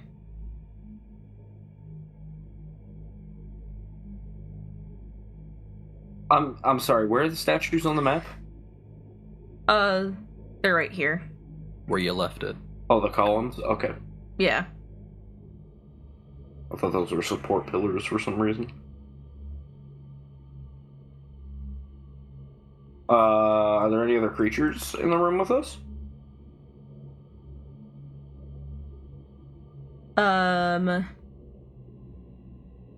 This is a suspiciously large room. There don't appear to be. Okay, can I take an active perception check? Yes. I will also make one of those. Yeah, I don't know why I said I don't know why I said like there was a possible answer for that to be no. 17. Alright, Lysel, what did you get? 12? 12.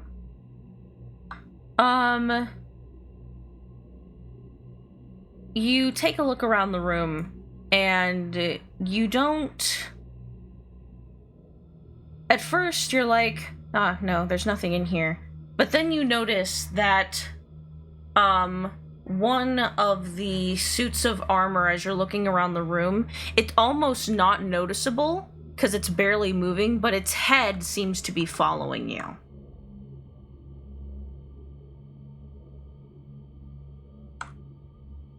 Ah, I see. Oh.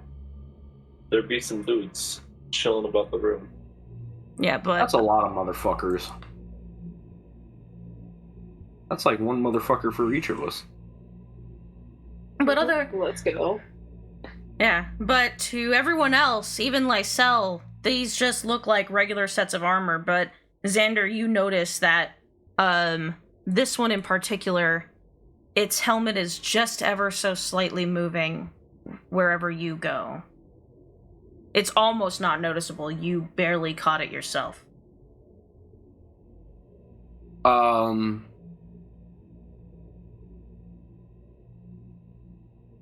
gonna cast Druidcraft, and I'm gonna create the harmless sensory effect of the rattle of a rattlesnake.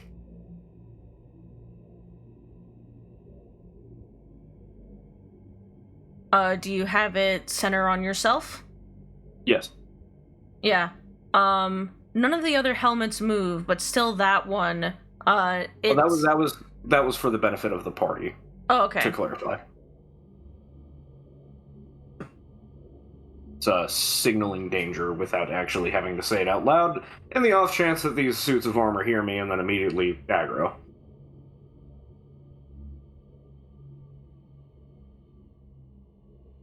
Yeah. And, that one, Xander, just keeps its gaze trained on you. Yeah, I'm going to do my best to pretend like I haven't noticed. There's bits of rubble on either side of the room. How big is this rubble? Like, can we hide behind it? Can we take cover behind it? It's, in particular, like, these right here are big enough for, like, maybe one person can hide this behind this one and two. Otherwise, it's like, it'll get a little crowded and, like, someone's arm will poke out. They'll still have cover mechanically, it just won't be full cover. Great. I'm going to very slowly and nonchalantly walk this way.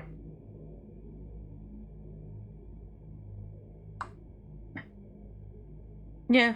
So all of you see, maybe not a fully noticeable, but, you know, in comparison to how he usually behaves, Xander suddenly appear nervous, and then he makes the sound of a rattlesnake. What do the rest of you do? Xander got a 16 on his perception check. Yes. Would my 16 passive perception then also notice the suit of armor? Yes. Okay. So I think I'm going to, once Xander starts moving, look back to the rest of the group and just sort of like gesture my head over to the one suit of armor, and I'm going to go to the other direction and hide behind one of these. Yeah, since those are smaller, you can hide behind those. So hopefully gesturing to the suit of armor that was moving. Yeah. What was that? I'll make it a Chaz, little which one was darker. that? I made it a little darker. I made its piece a little darker so that you could point it out. It is The base second of on it. the left. Okay.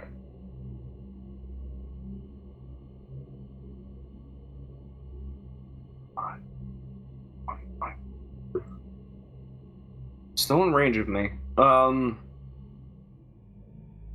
Man. I can't wait until we have telepathic bond.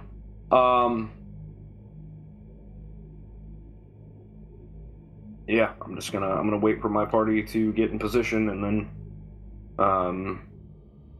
Xander's basically just crouched behind the rock, like just trying to stay composed as the ring begins to crackle with eldritch energy. Vivian, from behind her rock, looks over to you and uses her hand to gesture a mouth, like talking. Like, is talking worth it?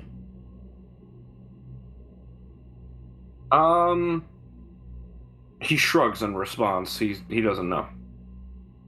She conjures a ball of ice in her hand and shrugs.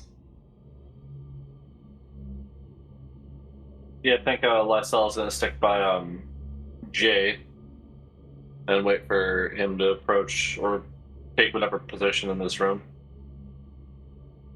There we go.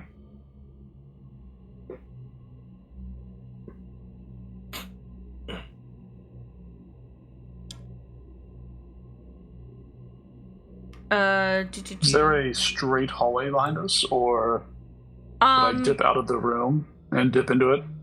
Yeah, so this door right here, this was the library. This is the door to the library you just came from.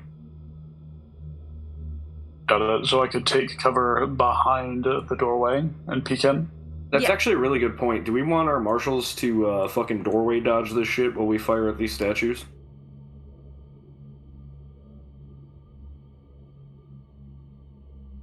I would like that.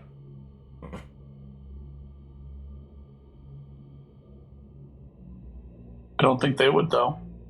Yeah, I kind of want to get close and personal, to be honest. I've been waiting to do that once. Yeah, That's a fair fuck I've point. been waiting for this. Yep, Um, fuck it. We're firing. We're going. No, before that happens, Vivian's gonna look up, seeing Johnny step out, because they already see we're here. We're not gonna get the element of surprise. Vivian's gonna yell out, "Doesn't have to be a fight." Do the suits of armor react at all? The one that has been kind of looking around, just now its helmet turns, and everyone can see this, and it just gazes at you. We just want to pass through. And all of them at the same time, just all about face on their little, like, pedestals and turn, facing the front. Do they take any sort of aggressive stance? All of them draw their swords. Okay, so initiative. Yeah, basically, like, they all, like, in unison all go clack, clack, clack, and turn, and, like, about face and draw their swords. Got it. Okay. It was worth a shot. I commend you. Yeah. Oh my god. Didn't seem like we were getting another surprise round.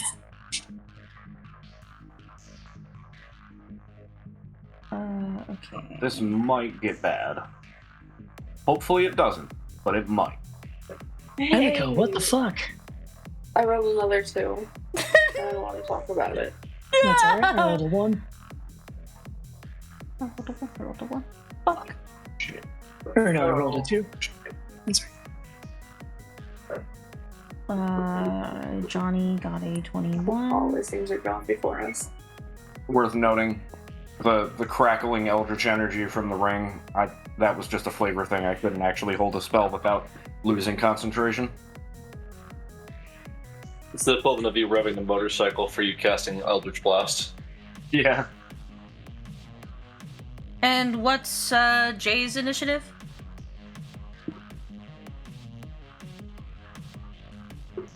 $12. Cool. 12. Sweet. Real quick.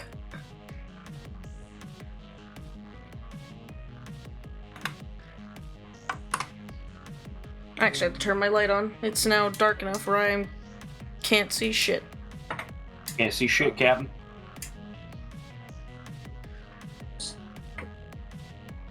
My light is not turning on. Hey. I hate this lamp. There we go. Alrighty. So, up first is Lysel. Alright, so right off the bat, Lysel's going to take a few steps forward in this direction, about to here, I think. I think this is within 10 feet of this first one. Yep. Then we're going to make an attack against it. Let's see how we go for it. So anyway, they started swinging. It's 22 to hit. That absolutely hits. Which one is Alright, so as the blow makes contact, you see this kind of reddish coloration come from like where their chest approximately is and fly down the end of the weapon, almost making it glow. This radiant, not radiant, dark energy. Necrotic specifically. You have to reroll that because it's a great messenger. That's 11. It's going to be 18 points of damage spread across piercing and necrotic. Damn.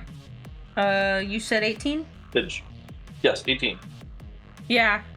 You dent the chest plate, and it just looks at you, and like you hear like the metal creaking of it turning its head, and it like rolls its shoulders as if popping its joints. And then with that, Lysol's gonna take a couple steps back towards Jay. Sweet. Anything else for your turn? No, that's my action and my movement, and I don't have a bonus just yet. All right, Johnny, it is your turn.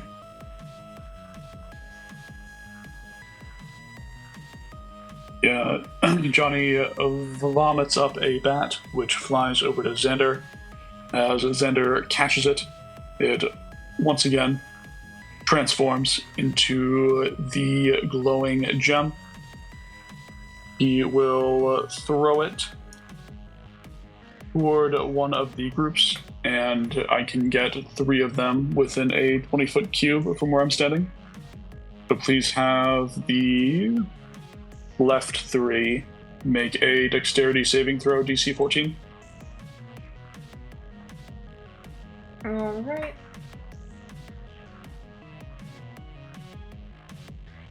Unlocks phone. Clicks on things so I know. Okay, so this is just a flat roll for each. Yeah.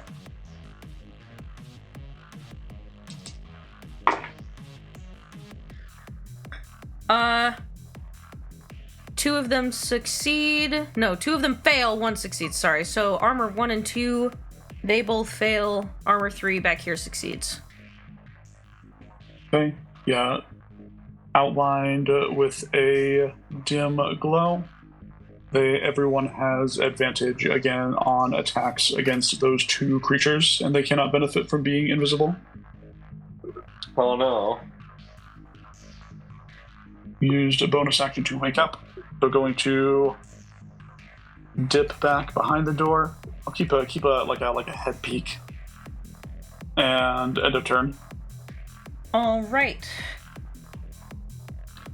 It is this one's turn. Let me look at it.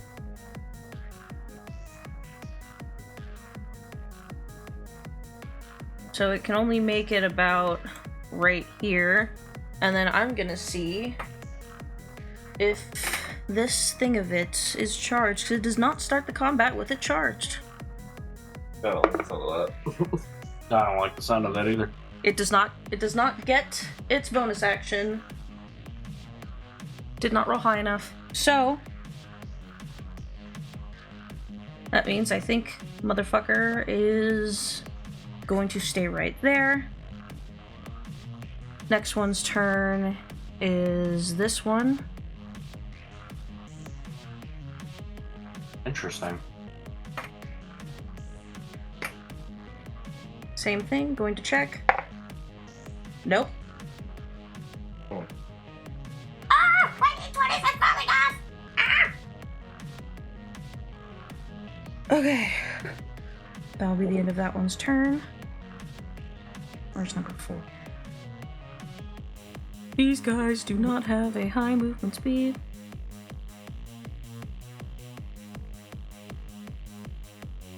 Rolling. Nope. And this one who has been slightly injured.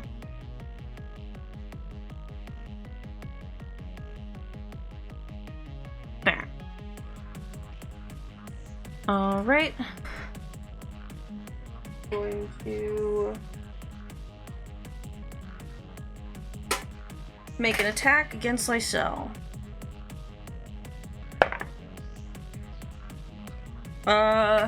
That is a... Doesn't remember their attack. That is a 16 to hit. 16 will hit. That is my AC. Alright. Yeah, we're going to smackatha you with a longsword. They all have longswords. But. Alright. You take 6 points of slashing damage as this thing lifts its sword over its head and slices you down the front diagonally. And it is for its troubles. I believe I'm able to use that when use the Reaper ability when myself is attacked, if I'm not badly mistaken. Yes, if you or someone within range of you takes damage from an attack. Okay, so I need to make a con save because I got 22 to hit. Ooh. That is a. I think that's either flat or negative for it. Yeah, that is a 14. 14 is my DC. So it's gonna take 25 points of damage from the crackback as I use the momentum from being hit to launch a counterattack from its right with the end of my billhook, catching it just under the tip of its visor. Yeah, you flick its the helmet off of its head, and you just see that there is a weird darkness underneath that releases steam like a fucking airlock when its helmet's dismissed. That goes shh, and it holds its longsword as if bracing. And you see that the cracks in its armor are making it have a hard time standing up. It is very hurt. However, it is still its turn, so it's gonna also see if it gets its little bonus action doohickey. It does not. That is a 1. That'll be the end of that armor's turn. Jay, it is your turn. All right.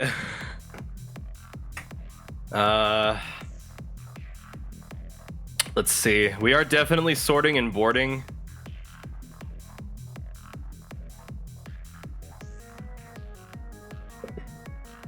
Lycella's to my right, correct? Mm-hmm.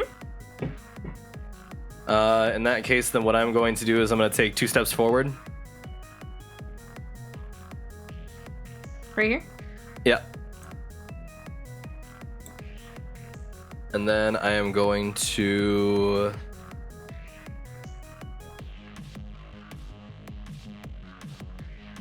Why didn't I prepare Shield of Faith? Ah, fuck. God damn it, Joey. Oh, no, I'm stupid. God damn it, Joey. It's okay, I have my shield out. Everything will be okay. I'm gonna hit the guy. No, I'm not. That's a 10. Are you hitting? Oh, buddy. Oh, buddy. Oh. Wait, I actually hit it? No, I was asking which one you were going for, but then you went, I got a 10, and I went, oh, never mind. The one that was closest to Lysel, I was gonna try to focus that one down, but I missed, so. Missed. I missed, I'm in the front, I didn't prepare Shield of Faith. This is going awfully for me, exclusively. Alright, anything else you want to do for your turn? Fuck, I wish. No, that's it. Alright. I think this one's the third one. Is this one's turn? 5, 10, 5, 10. Checking! No! Okay. Alright, Xander, it is your turn. Eldritch Blast, targeting armor number 5. That is a 16 to hit. Sorry, 18 to hit. That absolutely hits. Go ahead and give me damage. That is going to be 6 points of force and 2 bludgeoning. Alright, Xander, tell me how this one dies. Yeah, Xander is peeking over the rock that he's taking cover behind, and he sees this thing slash Lysel, and everybody just hears him go, and then throw a fucking rock at it, and it just rockets, piercing through its armor, causing the armor to fall.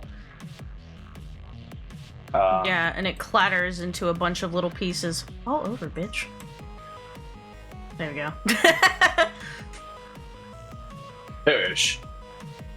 Yeah, and it clangs to the ground. we don't have much in the realm of bonus actions, at least not that I want to do right now, so we're just gonna reclaim full cover behind this rock, and that'll be the end of my turn. All right, Emiko, it is your turn. Amiko's gonna make she's gonna run towards the one that's in front of her. Okay. Yeah. But yeah, you guys are here. I forgot. So many people watching. Okay, she's gonna use her hand of farming. Does a 20 hit? Yes. Okay, so it's gonna be 7 bludgeoning damage and 7 necrotic damage. Okay.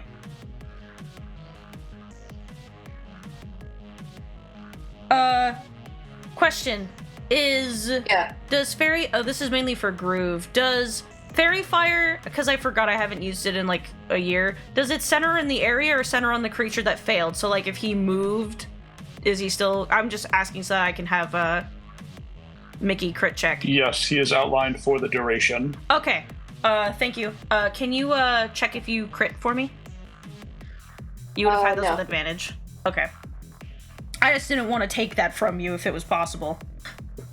Here, I'm gonna make the ones that failed that pink.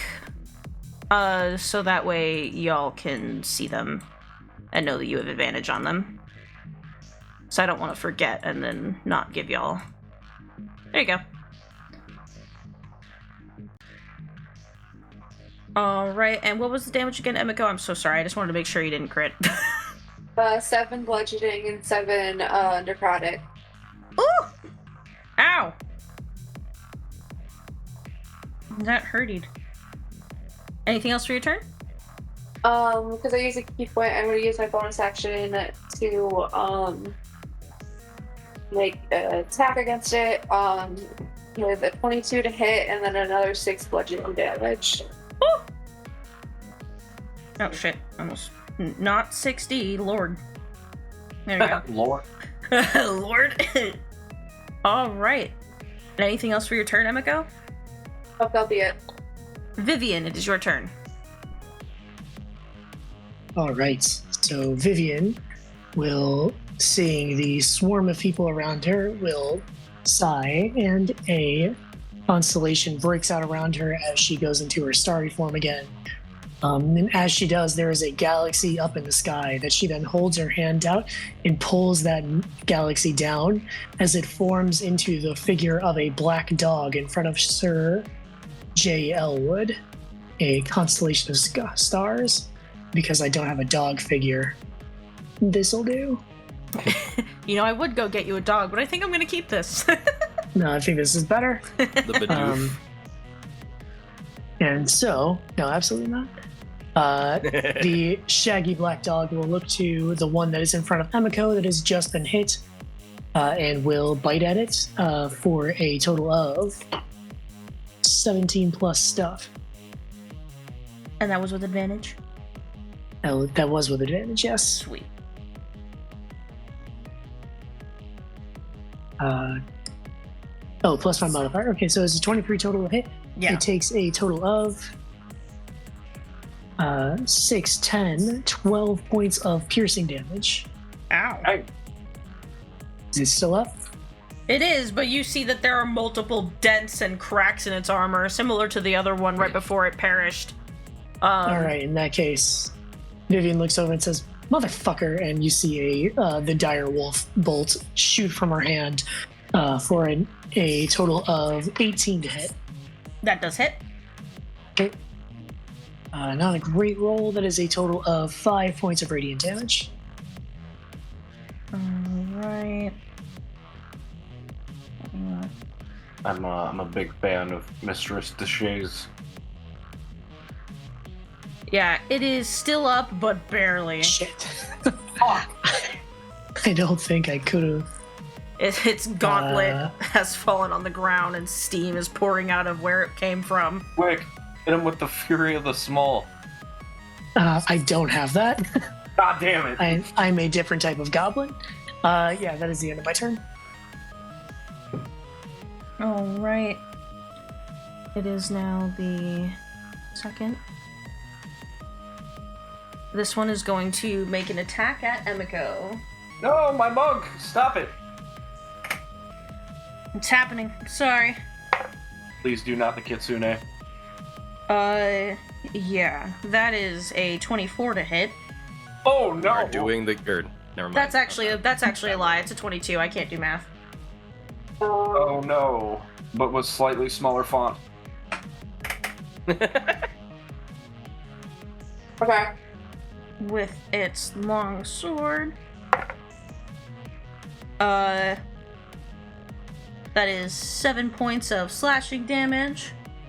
And it is going to make a check for its bonus action. Ouch, kabibbles. Holy shit, it worked! Uh-oh. Oh,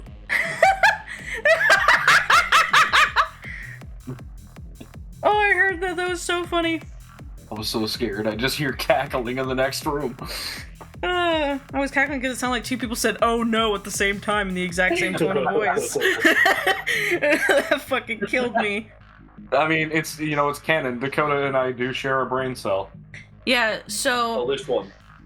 you see like two glowing blue orbs appear under the visor, and it lifts its arm into the air, and a few of the weapons kind of shaking tremendously, like lift out of the weapon racks and start flying across the room. Oh, hell no. Oh. To 3 creatures that I can see. Recharges on a 6 on the die only. Yeah, that makes sense. Does this count as a ranged weapon attack? Technically. It is telepathically. It is indeed a ranged attack using a weapon. Yeah, it is basically telekinetically hucking weapons out of the weapon racks at you. Will you quit throwing shit? And this will go to Lysel, Jay, and Emiko. For a second there, I thought you were not going to say Emiko, and I was about to firebomb your house. It's also in your Minecraft. house.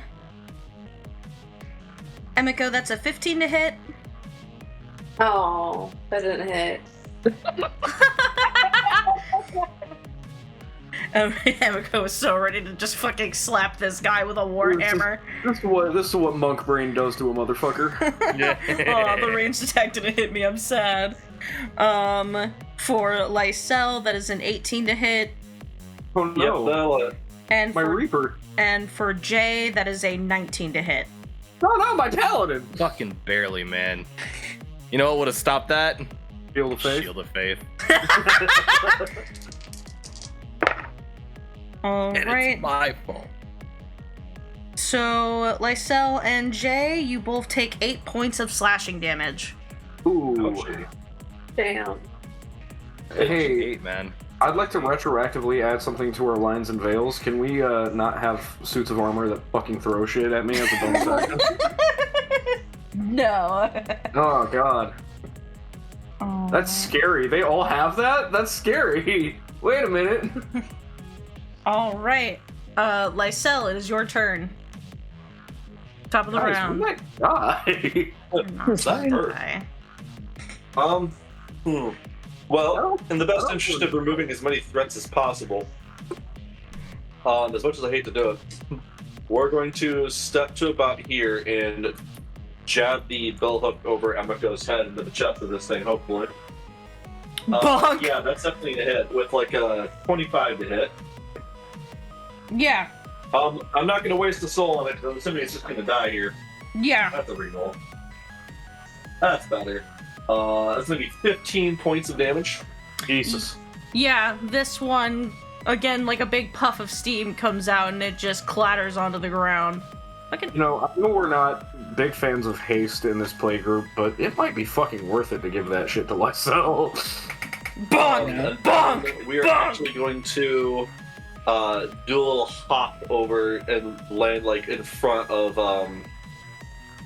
Emiko to ward off any further invasions from the north directive. The shit plus 2 AC does to a motherfucker. That is all that we're going to be doing, though. I don't have anything in my bonus action, unfortunately. All right, Johnny, it is your turn. But to get my reaction back. Yeah. So, the creature that is next to Cass. What does Cass represent here again? A dog. A shaggy black dog. It's I cast Summon Beast. Okay, perfect. Yeah, next to the dog and diagonal to Jay. Have that one make me a Wisdom saving throw DC 14. Oh, it's not good at those. Oh, it's negative good at those. Oh, big 6. Big 6. Let's see if there are any restrictions on this. No. Okay. Yeah, so Johnny ekes out and smacks his hands together, knocking this thing unconscious. And as it looks out in this dream, it sees a great deity. And it sends an angel down, and the angel is crying. And it says to this person in a language it understands that if it dies to these people, it's not going to the afterlife. It's going to like whatever this thing thinks hell is. And it sees the vision of itself burning forever. And as it awakens, it is struck with irrational fear. Going to take 8 psychic damage, and he has to use his reaction to move as far as he can away, which will invoke 2 opportunity attacks. Yeah. Free, actually. That's within range of my attacks. True. Yeah. Actually. I think it's on his turn. Oh, on his turn? Oh, I thought it was reaction. No, it's on his reaction. Reaction. Get fucked. Yeah, so give Is me it those... considered forced movement? Nope, not for the purposes of opportunity attacks. That's why I asked the question. I'll let you guys do it first because I'd rather save mine for the soul siphon. Fair. Sure. Sounds Smack good. that bitch. So the dog is able to make this attack with advantage because Sir Elwood is within 5 feet. Hog? That is probably gonna miss though, unfortunately. Hell yeah, you get an 8 too. That's a 14 to hit. Oh, no, that is not hit. All right, I rolled 2 8s, so there's nothing I can do about that. Fuck! What did you get? I got an 8. Oh, fuck. No, buddy. Oh, buddy. That's why I said, did you get an 8 too? Oh, no. Technically, I have 2 8s, but they both came out to 14. Oh, I see. All right. Anything else for your turn, Johnny? Lysel gets an attack. Has this thing been damaged yet? He said he was saving the Like, Reaction. if this thing is damaged, then I'll hit it, but if it's not damaged, then I'll save my attack for the, It's damaged. It gets yeah. damaged from Dissonant Whispers. So it's taken 8 damage out of, I think these things have like around 20-ish. Yeah, I'll hit it. Oh, that's bad. I haven't really been doing math, to be honest. That's still bad. These dice That's are like, okay. they look beautiful, but they come out bad. Alright, we're actually gonna use one of my, I know it's like really spontaneous. We're gonna use the Sharkler. They're rolled like shit. The shark. Wow. Hell yeah. I'm probably not gonna hit it though. But 4 plus. guys, we're gonna need those Sharklers in 80 sessions. What are you doing? Having fun. Don't worry about it. Yeah. Oh no. I rolled 3 4s. I'm so sorry. Dude. You did not curse me, Minnow. You cursed Dakota. Least No, I said evasive Groove. giant statue. Oh, Oh, man. You hear a sigh of disappointment from the next room. As Johnny will go back to head peak and bonus action going to cast Magic Stone. End of turn. All right. Does that effect, by the way, have any lasting effects, or is it just like the one-off? He lost his reaction, and he has to move his speed away after that is over. Okay. Just making sure. Thank you. Because it is his turn.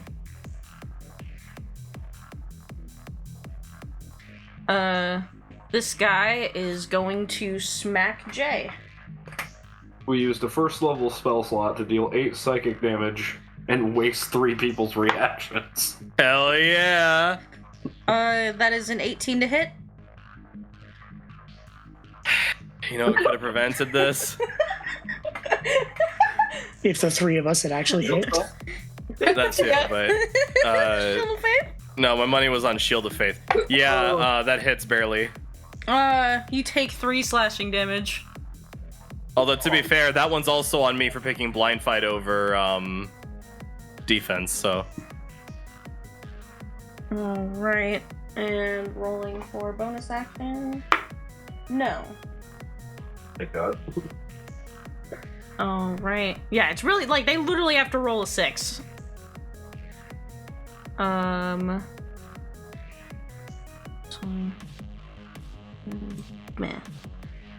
Oh dear. Fuck you, Armor 3. Lysel, you're gonna get smacked. Uh-oh. No, the fuck you're not. That is a natural 1. Yeah, this armor goes and tries to, like, swipe down, but you, like, fucking pap it with the pull of your billhook, and it just lurches back like, bleh! That one is dead. Jay, it is your turn. Oh, good. I'm ready to roll another 8. Let's see. I want to attack... That one to my left is dead, right? This one right Or I here? guess to my right, technically. Yeah. Yeah, this one is dead. Armor 6 is alive. Just... Okay, I was just making Here, sure. I'll take it off of the fields. let me hit the one that's right in front of me. Bonk. Fuck, it's a 9. Bro. Fuck, dude! Jobby. I'm done. That's my turn. 8, 9, no. I rolled a 10 too. I rolled an 8, a 9, and a 10. The last 3 rolls. 8, 9, 10. I hate it here. I'm doing it to myself. It's this one's turn. This one's gonna go make an attack against Lysel. Attack that dog, damn it.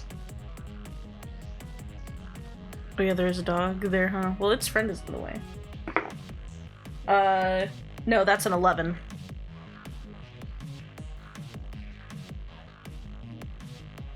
Rolling for bonus action. That's a 1.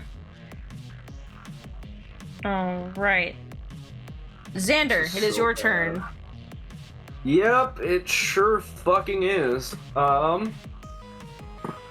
So, which one's the most injured by the looks of things? Is it armor 6? Yes. Right? Yes. That's another fucking natural 1. Never mind. Oh, God. Yep. Only you had a sharpler to use. What a Fuck it. Yeah, we'll burn it. We'll burn it. what a game this is. We're using our best There item in the are other numbers on the die. Natural 20. Wow! And I got a 10 for my damage roll, so that's 26 points of damage. Woohoo! Hey, Chas, I think Allie's cheating. I think she's using a coin. Hit for 3 minutes, one of the two. Never had that.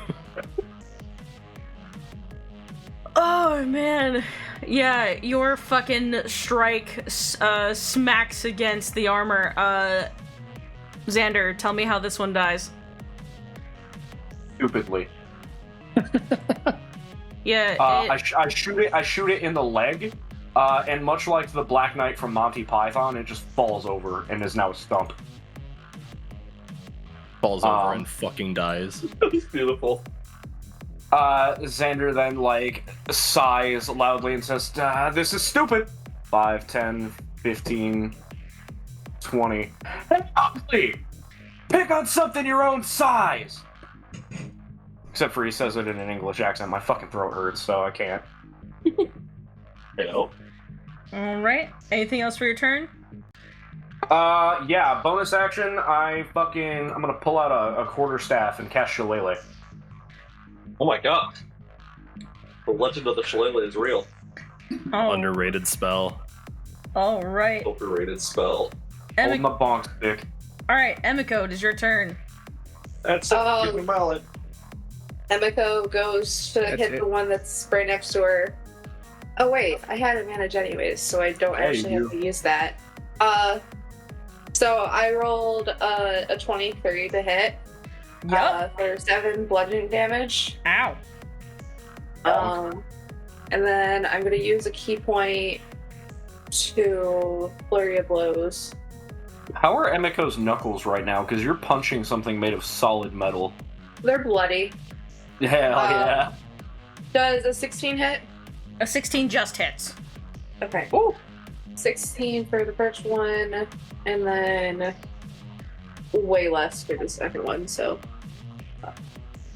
she hits once for a total of 4 damage.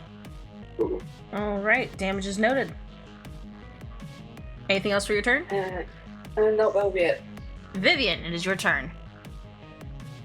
All right, so she looks over, meets eyes with a dog, or rather, Gale meets the eyes of the dog, and Viv says, "It's okay. We all have our bad days." And then she looks to the one that is right next to Emiko, that is armor number 2. She throws the Starry Direwolf at it for a total of 21 to hit. Woo!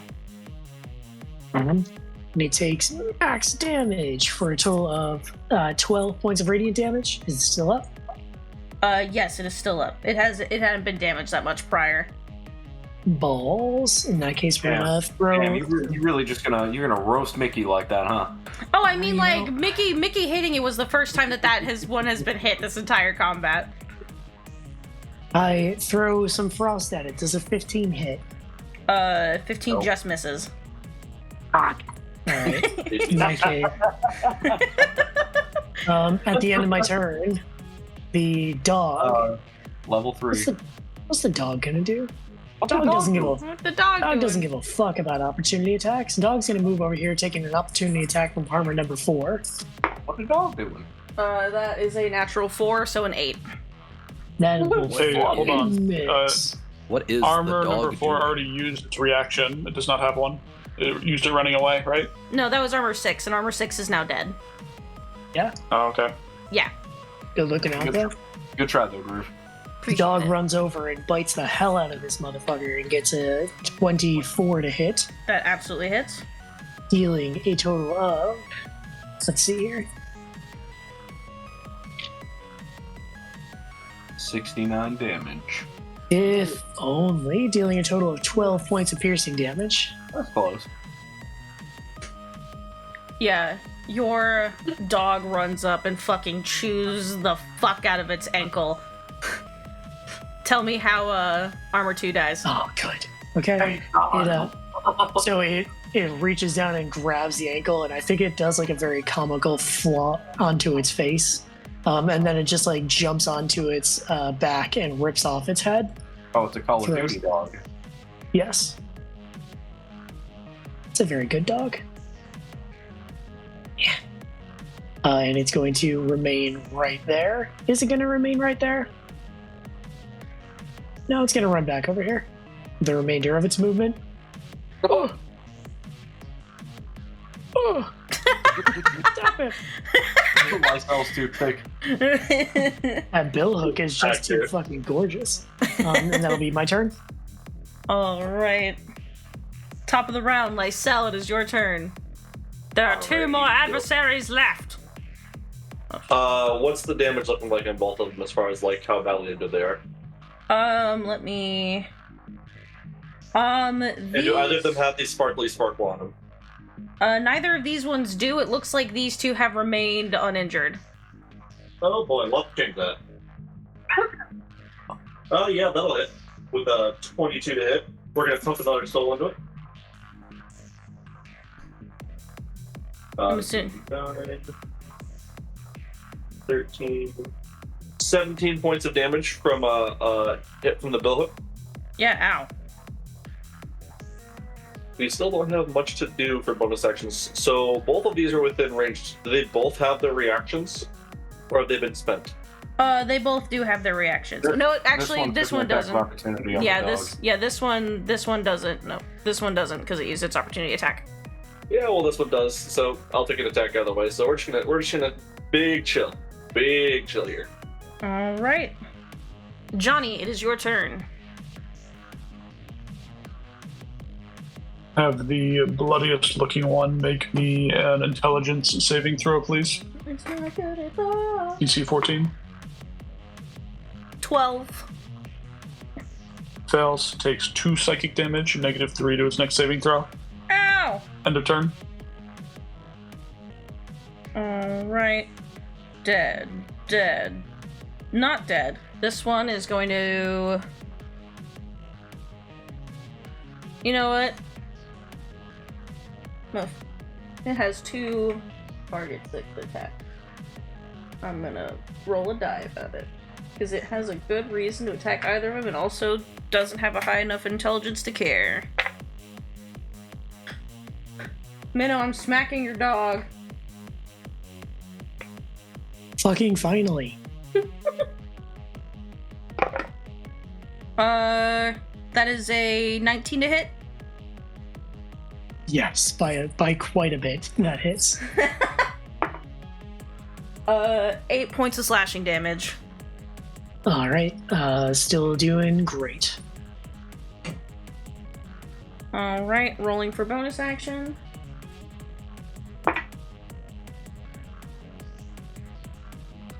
All right. Oh no. Yeah, you see a few axes and short swords rise off of the weapon racks on either side of the room. This is going to target Emiko, Xander, and Jay. Maybe. On Xander, that is a natural 1. On Woo. Jay, that is a 14. Nope. On Emiko, that is a 13. Damn. No. Yeah, so these weapons fly across the room. You duck and weave out of the way.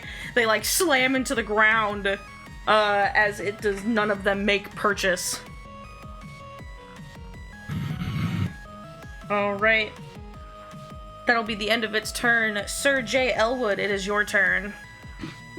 Damn right it is. Time to roll an 11. No! I'm gonna move 5, 10, 15 feet, 10 feet to the left and then 1 north. And then I'm gonna attack the armor that is next to Lysel again.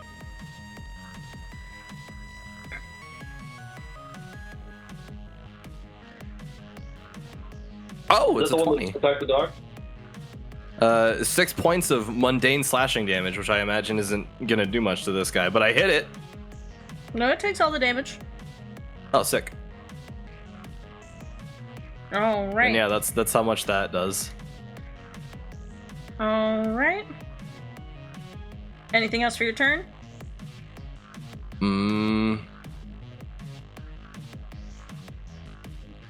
Nah, I'm good. Alright, it is that one's turn. Going to make an attack against Jay.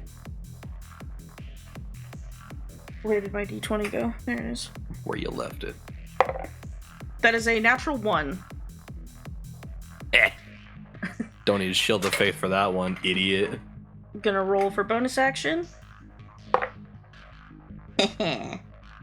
Oh, why did you tell it? Yeah, we'll go for Emiko, Jay, and Xander again. Fuck! Oh, so you Xander, that is a 14 to hit.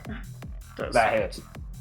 And Jay, that is a 17 to hit. Nope. Hold on. And Emiko, that is a 19 to hit. Yeah. I've never heard of someone so excited to be attacked in their life. You fool! You fool from my grand plan. Fuck you! Good hit. All right. My plan was getting hit. Is this considered an attack? Yes. It is considered an Oh, attack good. with a weapon. Good. All right. So that is 10 points of piercing damage. Fuck you! It's 0, and I toss it back. Yeah, go ahead and resolve that real quick. I succeed on concentration, by the way. Sweet. 7 points of, I guess, bludgeoning damage. Epico. And then since wait, someone around me took damage from this dude, Hold on. so Hold on. we're gonna give him a poke. Hold on. Epico.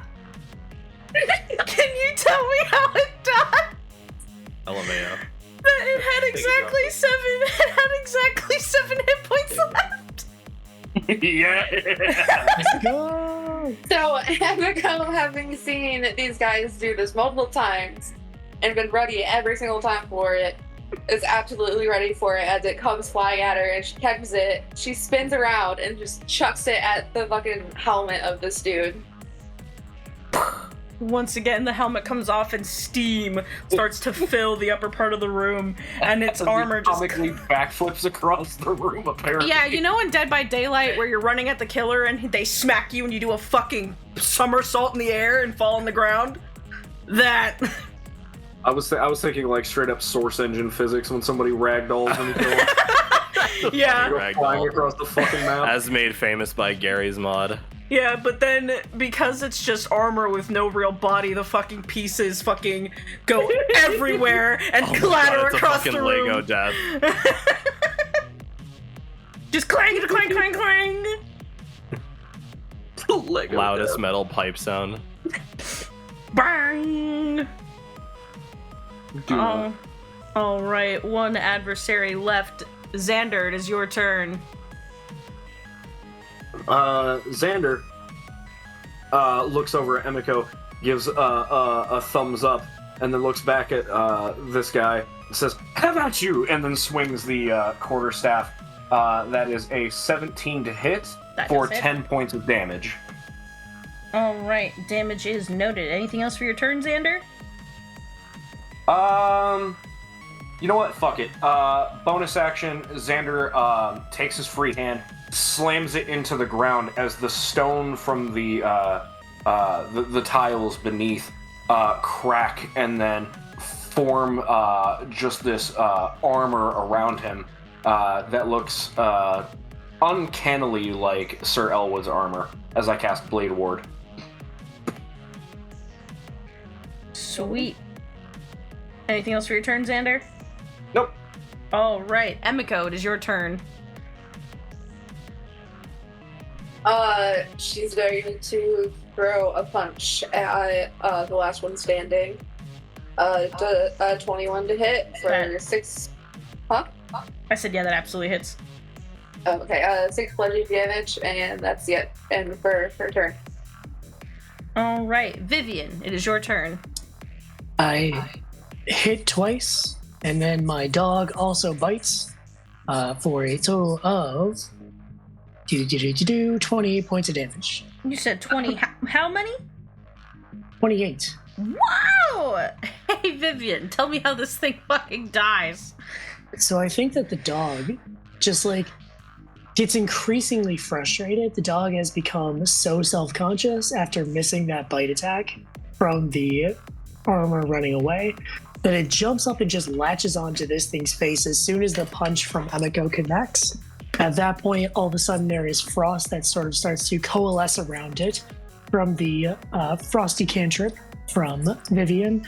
And then as it is looking over, there is the slight slit of its face shield, of its helmet, and all of a sudden a dire wolf of light goes barreling through it, and the body begins to glow before bursting outward in an explosion of light, and the dog falls happily to the ground, and we all take a sigh of relief.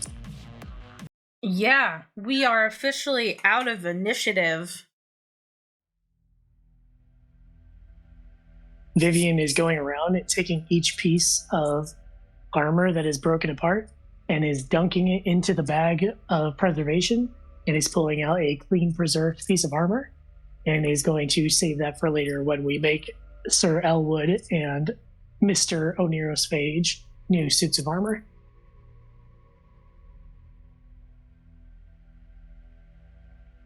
Lysel's gonna bring one of their bony hands up to their chest and kind of breathe a sigh of relief, as this fight had bloodied them.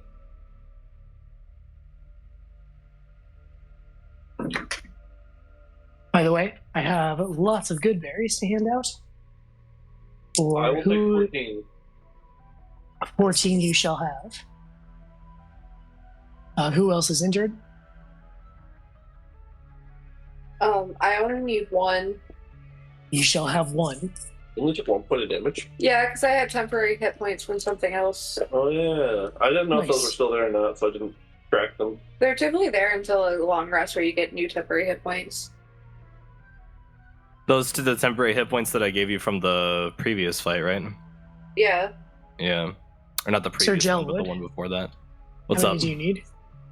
How many do I need? A lot. I need 11. 11 you shall have. I Appreciate have 10 good berries left. Xander, you didn't get hit. Oh, Xander's gone. But I don't think No, Xander got that- hit. Xander did get hit. They had to roll for Xander did get hit? concentration. Oh, that's right. Xander gets an amount left up to 10 that they need. I doubt they took more damage than I did. I don't think so. Great. God, I love armories because there's just so much loot. And especially now that I have something that takes all the dilapidated shit and makes it great again. Mhm. This is great.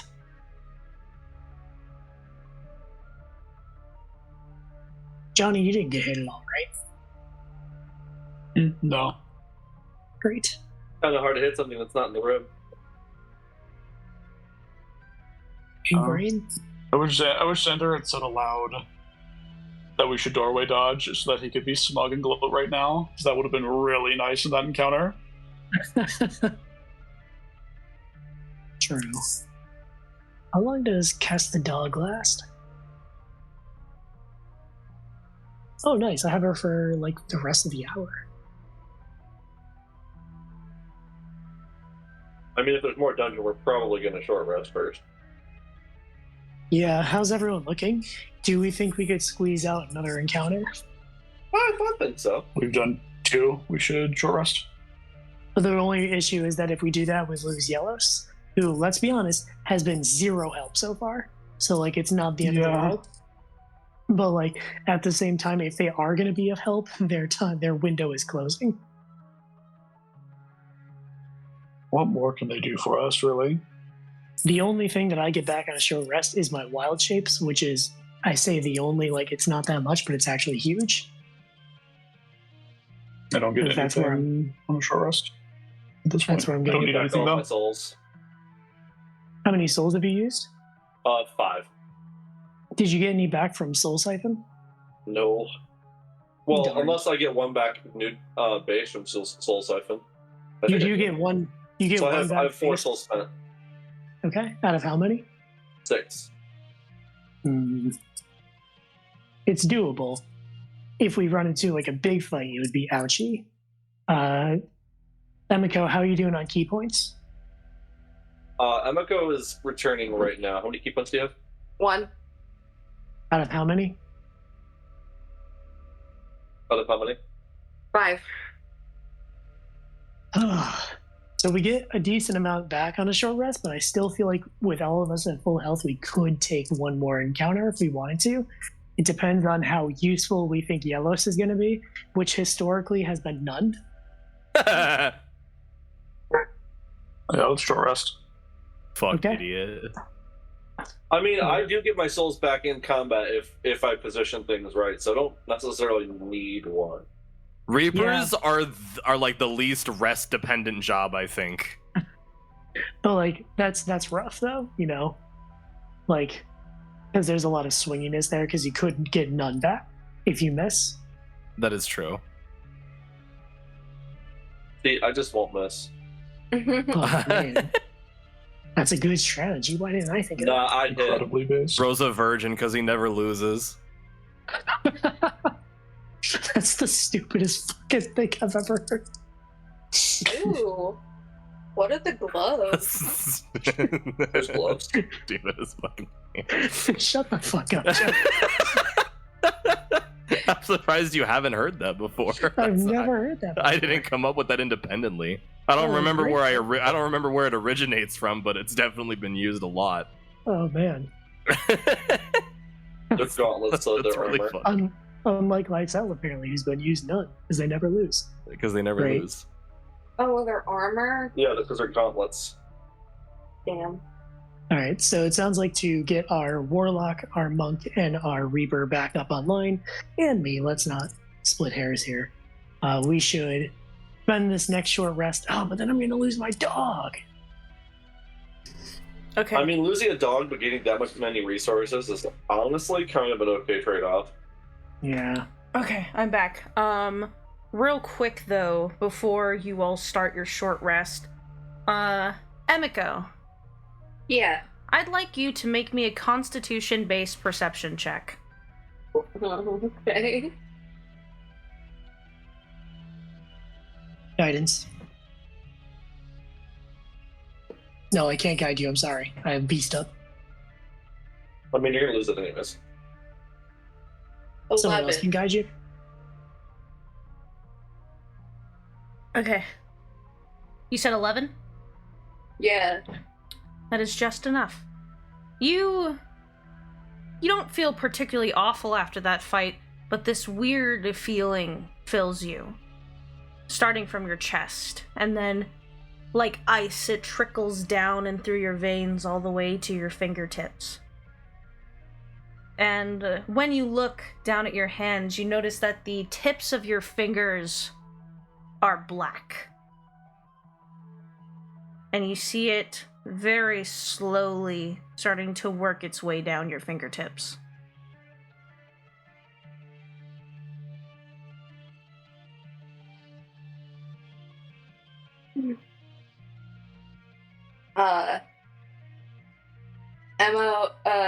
Emiko will kind of like look at her hands as she's feeling the sensation, but she will quickly pull down her robes, her like the sleeves of her jacket, and to cover her hands a bit more as she like crosses her arms, waiting for whatever everyone else does, trying to make it as least noticeable as possible.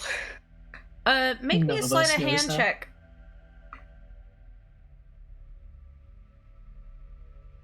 Mm.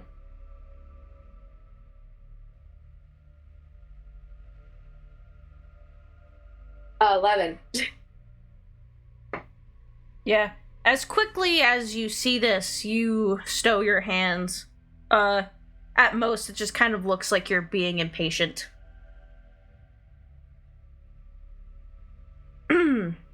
Yellows peeks in from the library and walks in, and they, as all of you are trying to, settle down for a moment, they will point at the door with the dragon's head poking out of it and say, I've seen that before. What do you mean? Well, there was a point in time where they were dragging me through this place, and I was mostly unconscious, but I remember that door. They took me out of it. I was on the other side of it at one point.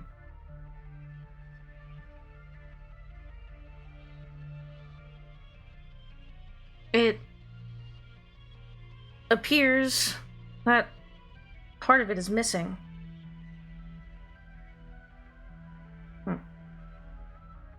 What part is missing?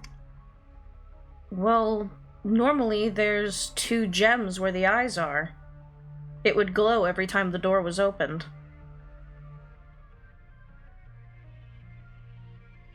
typically, 2 guards would have them on their person and slot them into the eyes, and then that was how the door was kept sealed.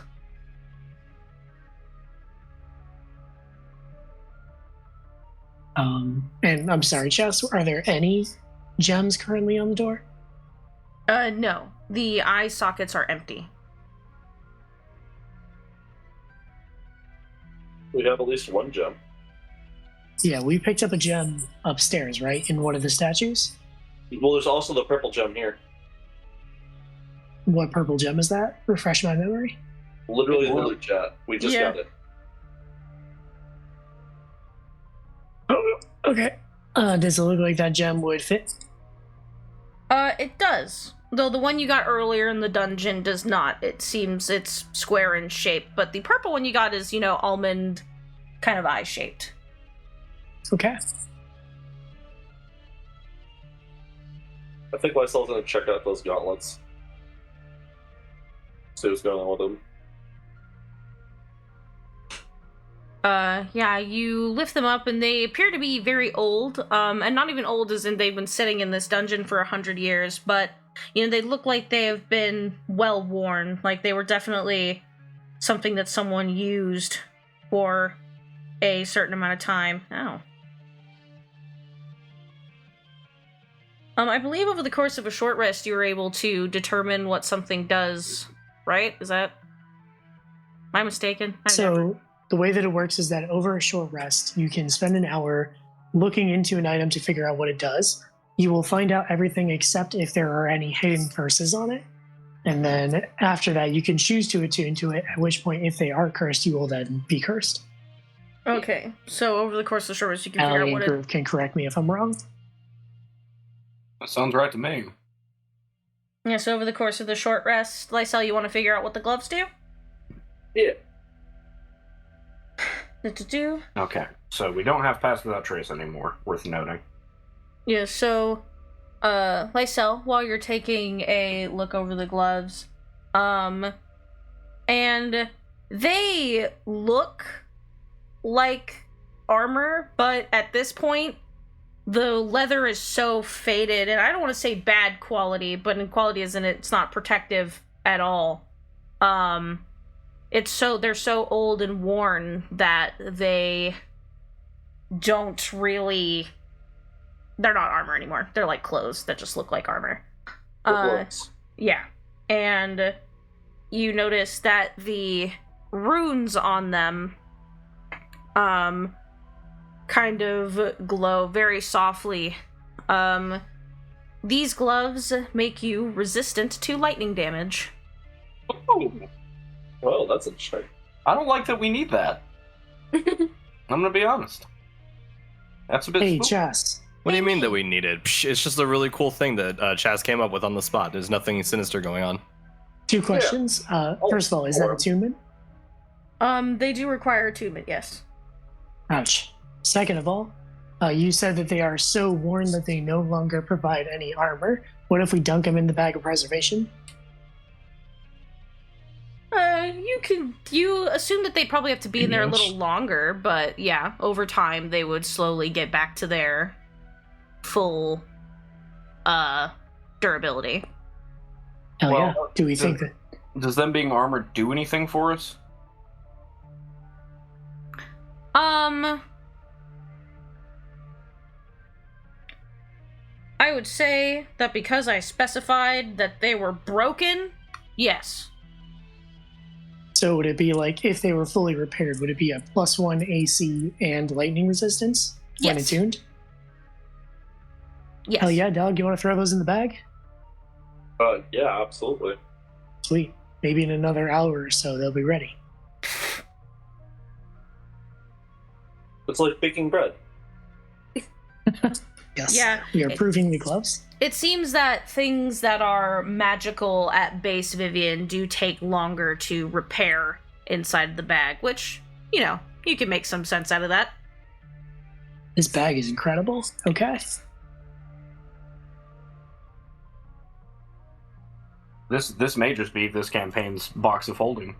I mean, it doesn't hold that much, is the thing. Yeah, Like, like, you can't you be like, putting the "Hey, gloves can in you put- there. Well, I put this mean, AK-47 in the bag? No, I cannot. I just mean in the Damn equivalent of like how much we used the fucking thing in campaign 1. Sure. Great. Another thing I wanted to do, because it looks like most of the other objects are all pretty mundane. That were in the loot. As I was going around and I was dunking all the pieces of armor from the enchanted armor into the bag to restore them as much as possible, and then pull them back out. Could we get enough armor here that could be made into a suit of armor? Yeah, you could. You can pick through the best pieces of each animated armor corpse and find the ones that would make the best suit of armor when reassembled and fixed. So would that also, because I currently have some other sets, would that also require smith's tools to fix, or are they just like ready to go? They would also require smith's tools to fix, because they don't have some of the things that like a full set of armor, because they were magically held together. So there's a few like Sure. adjoining pieces that are missing from the sets. So right now, just to make sure that I'm not carrying a huge amount of weight, I am currently carrying one set of half plates that can be fixed and one set of full plates that can be fixed. Would you say that I get how many more of each of those? You can probably get out of picking what's best out of these, out of like you could probably get 2 more half plate, or if you want 1 more full plate, that would be your choice. Okay, we're going to do 1 more full plate because I'm pretty sure that's worth more money, unless people here really want half plate. I can't use it, so go ham. I have I'd my rather set have- from the I'd rather have full Runites. plate. Okay, so I'm carrying 1 broken set of half plate and 2 broken set of full plates. One of those is going to Gelwood, the other is going to our pockets. Sweet. As you're all taking your short rest, you actually start to see that like Yellow's form is slowly starting to dissipate over time as the short rest goes through. And maybe like 5 minutes before they disappear, they say, "Well, I can't thank all of you enough for saving me. I know there are many that would have not felt safe doing so, and would have seen me as a threat, or as someone not worth saving." I am glad we could be your silver lining. Yeah. That's something my mother used to always say, that there was a silver lining to everything, and I did not believe her. I was very pessimistic, but meeting all of you, I think my mind's starting to change. Thank you.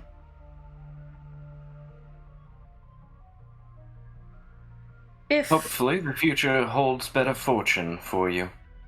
I think it already has. I was damned to spending 100 years imprisoned down here. That's a good chunk of my lifespan that maybe under different circumstances I would dread wasting, but I feel like I can make the best of it going forward. And God's forbid, if any of you find yourselves in the 4th ring of hell, you have my allegiance and my friendship. Before you go, is there anything else we need to know about this area? Going deeper into the crypt, just be wary. The demon's influence is a lot stronger further in.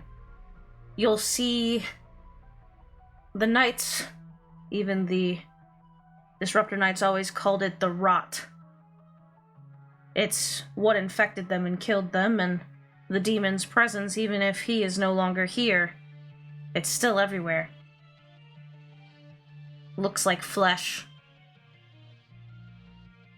It's not alive, it's just the remnants of his influence, but try not to touch it. And know that when you do meet his avatar, likely he won't be very friendly.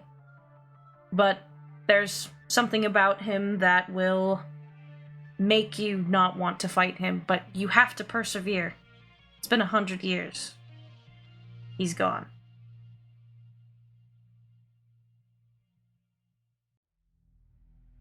Yeah. I think that Vivian will give a very slight bow to Yellows and will say, "May you find the peace that was denied to you in your first life, in your second." Yeah, and Yellows will bow to all of you and go, "Farewell, my friends. May we meet again." And as the last syllable leaves their lips, they disappear, and all that's left is like a small, like, puff of ash.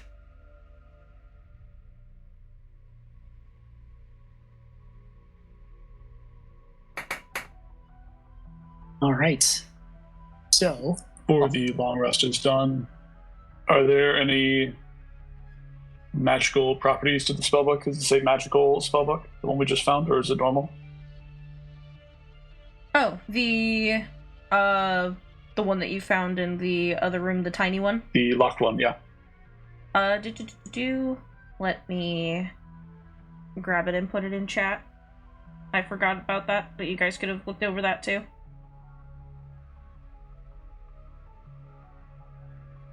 And I always do. I'm gonna write out the spells the same way, but there's gonna be something slightly different about it.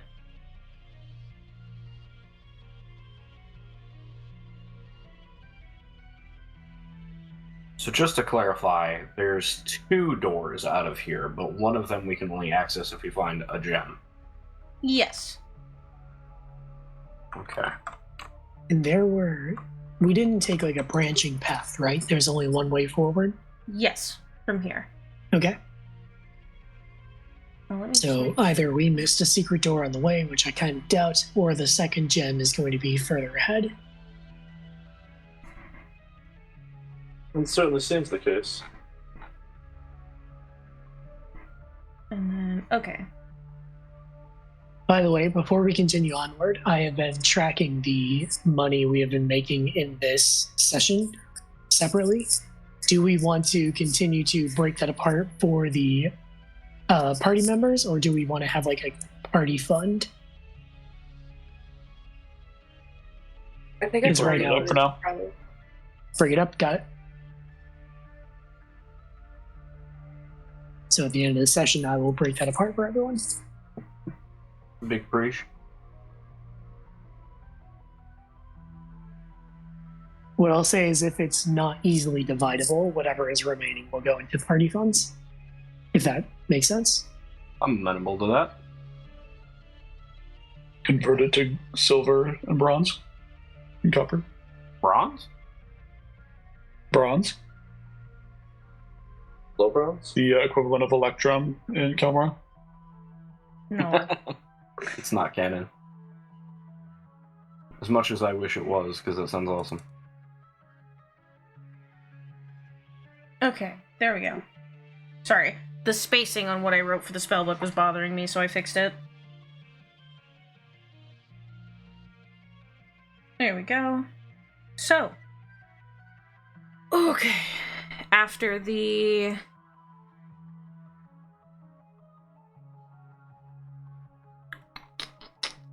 Sorry. Okay. After the short rest, do y'all continue on? Is there anything else you need to go over? I mean, I'm good. I'm gonna go check out this this other door. Does the spellbook require attunement?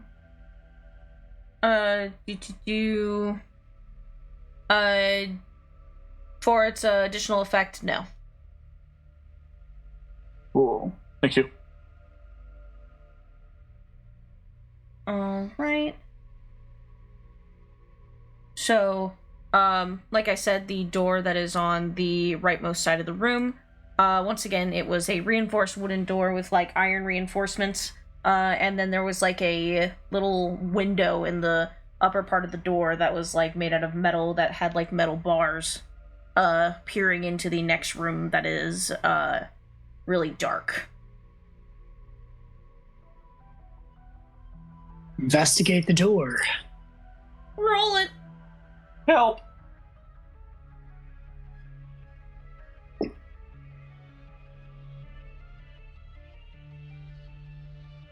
That is a 17. Yeah, so it's barely the door is almost squeezed tight fully in here, but as you're gazing over it, you're able to see that there is a trigger when the door opens, and just underneath the door, like in its space, there is like a bunch of holes in it.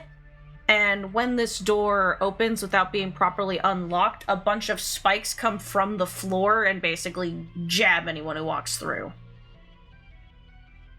Okay, so it sounds like we could... Does the door push open or pull open? It is a push door. Okay, so can we make some sort of makeshift battering ram to push it open so that way the spikes activate and then we can walk through once they're done? Yeah, absolutely. Or is Johnny? Or good. Yeah, this is a Gelwood problem. Is it now? It is. We need your big old muscles. All right, you heard the man, woman, the party. Close enough. Oh, I was inferring that we use them as a battering ram, but okay. I don't want to use my head.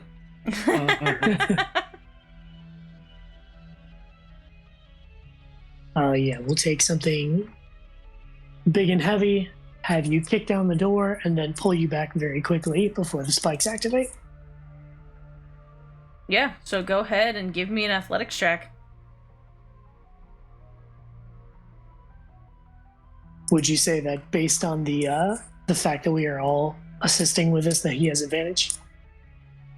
Are y'all actually using him as a battering ram? I thought I was gonna kick it. Not as a physical battering ram, but he's like using a thing to like pick it open. Look, I don't think you guys. Back. I don't think you guys need to do that. I got a 24.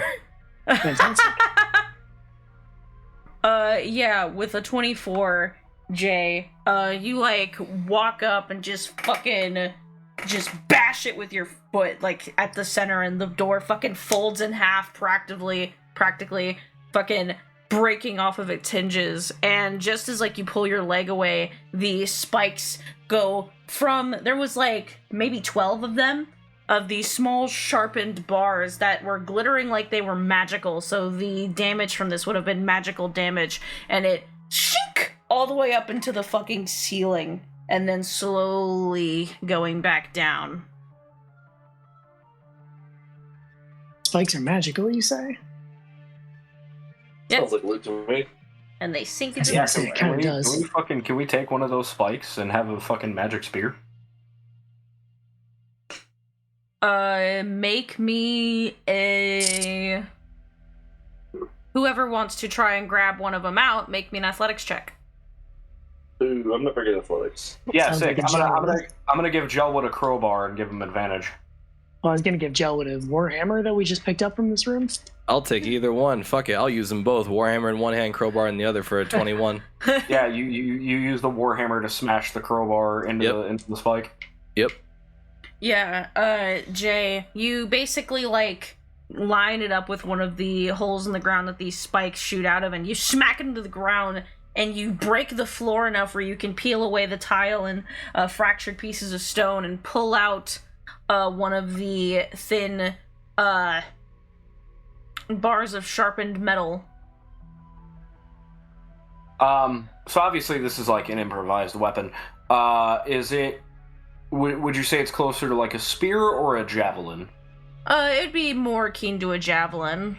Stick! Yeah! Because it is not, it like, because the metal is... Because it's I want a +1 javelin. It's pretty thin, so it's like a spear, it would not be able to hold up with the way that you maneuver it, but like a javelin would work fine, because that's kind of how it works already. Does it count as a +1 weapon? It does count as a +1 weapon. Yeah, Jay, you got a +1 javelin now. Okay. Yeah, we should I'll rip all of these things out. We I was have gonna say, can we until we activate have this all of multiple these- times? Yeah. I mean, You said there's 12 of them? I mean, Jay just broke the fucking floor, so I don't think we have to activate it. I think we can just kind of grab them. That's what Chasta said, anyway. Yeah. So we have 12 plus 1 javelins. Fucking spectacular. Yeah, See, you this- you rip This is them the out kind of of the loot fucking goblin floor. shit that I live for. You feel like a rat that just broke into like a cheese store. Yeah, you're like sitting there breaking the floor and pulling out pieces of concrete and tearing up pieces of tile. And you just pull out the They're silvers not gonna and do that. metal one at a time until you have 12 of them. That's Man. incredible. This solution never occurred to me. Maybe we just like dismantle the whole dungeon. Hey, Allie, I'm so glad that after, 4 years of knowing each other, you've come around. If it's not bolted down, it's going in our fucking pockets. Well, it's After really... getting so much shit for taking a pickaxe to the walls where there was gold in the walls, I I'm didn't give so you- glad. I didn't give you any shit. I rewarded you for it. You got a You did. cameo. Greyhawk You the did? body? Fuck that. Greyhawk the dungeon. You also got like 1,300 gold pieces worth of fucking gold from the wall. You did. All right, so we continue onward, now much richer than we were before. Yeah, well, I didn't want to lie to y'all and say, no, you cannot harvest the fucking spikes out of the wall that literally just rose up out of the ground and then went back down. No, it's impossible to get it. I'm not gonna do that. You know how much of it... Y'all would be so mad at me if I did that. You'd be like, what, why not? We can get it out. We came up with a cool idea. Why get no spike? I saw what we did to the statues. Yeah, maybe like this. I got through high school, throwing fits and breaking shit too, but it was never productive. All right, we continue onward. Okay. Yeah, when you go into the next room, it's a lot larger than the last one and a lot more like perfectly square shaped. And it is in this area it is no longer made out of tile. It's made out of like just complete stone from floor to ceiling. And there are a bunch of like empty crates everywhere where the lids have been pulled off and left ajar. There's like spider webs everywhere and dust. And this looks like it used to be a storeroom. Most of it has been emptied out, but there is like a little area set up in the corner where it looks like someone made a camp of some sort. This room is 50 feet by 50 feet, by the way. But in the very, very corner of the room, kind of tucked in, you see that there's like a tent set up. And the tent is like layered in dust. One of its like little sticks that kept it upright has fallen and toppled over. You can still tell what it is, it's just not set up properly. There's like stones arranged for a fire. And like some belongings that again are so old that they're caked in dust and cobwebs. I would like to go investigate the tent and see what's inside. Go ahead and make me an investigation check. I will help.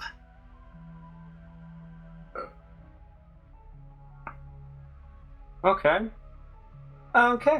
15. Yeah, Xander, you start going through the tent, and like dust is clouding up everywhere. And you find that there's like a metal lockbox inside. And you hear something like jingling around on the inside. Sounds like a set of keys. And not only that, you find like an old goblet. It looks like it's made out of gold. It's just covered in dust, though. And you also find a few very, very old books. One of them is called Fables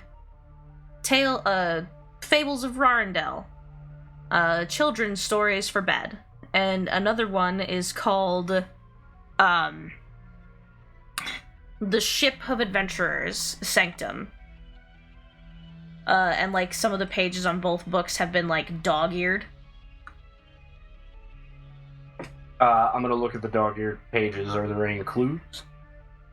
On the dog-eared pages of Sanctum, of the book about Sanctum, you see that there are 2 words, like, highlighted in it, with, like, someone underlined it with a pen. One of it says, like, one of the words highlighted is keys. Keys. Chest. Chest. And, the other one is called, like, stolen. Like, the other one's stolen.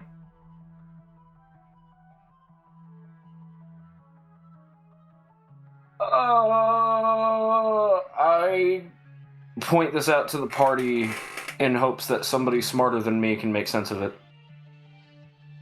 So you said that the Ship of Adventurers was the book about Sanctum, correct? Yes. And that's the one that has keys, chest, and stolen? Yeah. Are there any underlined words in the Fables of Arundel book? There is. One of them is demon. The other one is scared. Oh, God. And the other one is eyes. Well, actually, it's a phrase. Sorry, I read it wrong in my notes. The other one is a phrase underlined that says behind the eyes. Demon. Scared. Eye. Yes.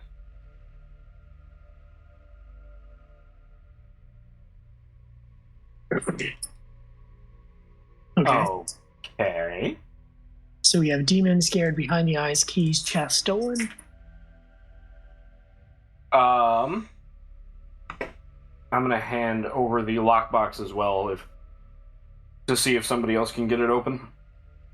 Picking locks is not Xander's specialty. Yeah, gonna use thief tools on it. Yeah, make me Guidance. a check with your thieves' tools. Sleepwalking.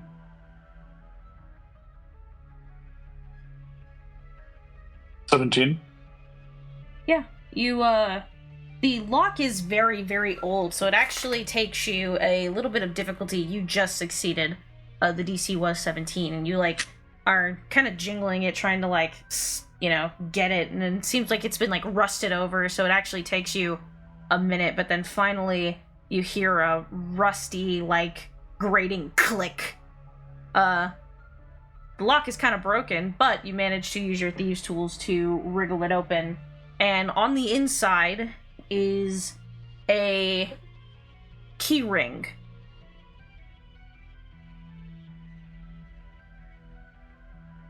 Are there any keys on the key ring? Yes, there's a few keys on the key ring. One of them has like a piece of parchment that's been stuck on it and like wrapped around it as like a way of labeling it that says Chow. The other one says evidence chest, and then the last 2 aren't labeled.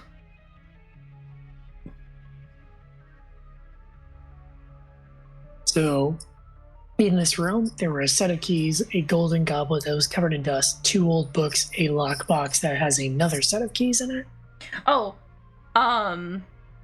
the only set of keys were in the lockbox.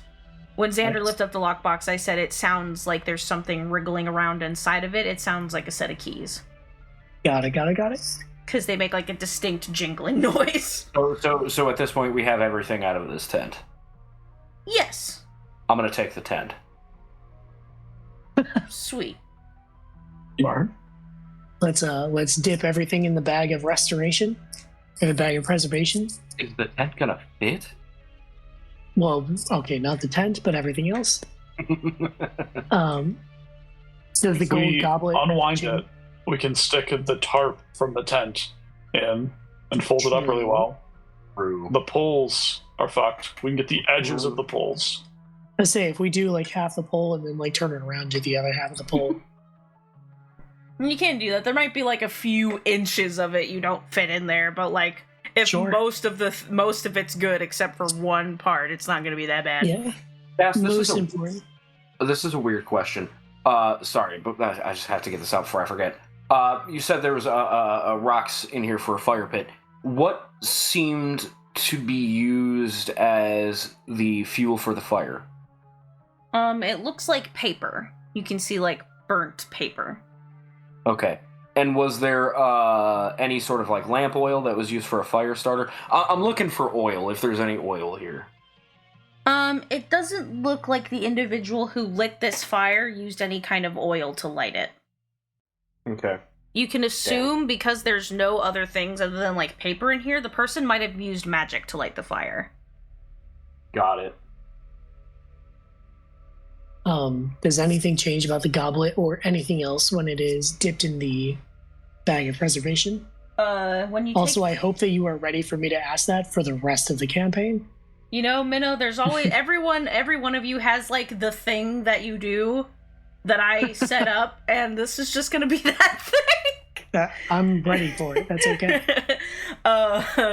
No, if anything, I'm glad that a little item that I gave you think is really, really cool. It is very cool. Yeah, when you take the goblet out, it looks like it has been washed and polished. So now you have a very expensive goblet. Does it look like it's made of real gold? It absolutely is made of real gold. Oh, sick.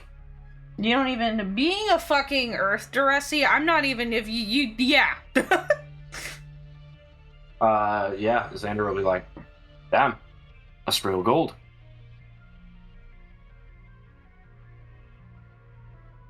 And to be clear, it did not react the same way that the gloves did, because the gloves did not immediately repair themselves. Yes, meaning the goblet isn't magical. Man, we have a great way to tell what is and is not magical now.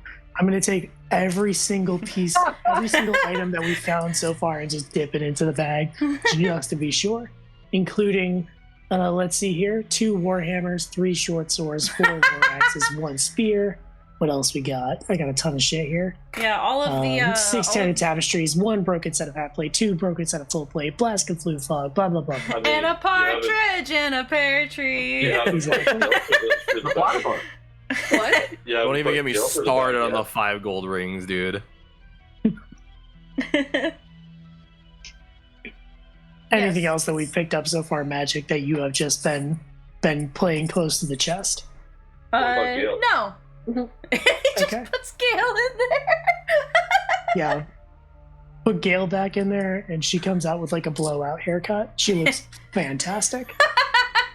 Yeah. Comes out looking like she's gotten her fur fluffed out with a blow dryer and her claws are all shiny. Yeah. Got her nails dead. Great. So, confirming that, we have now a gold goblet as well. Adding that to the list of stuff we're going to sell.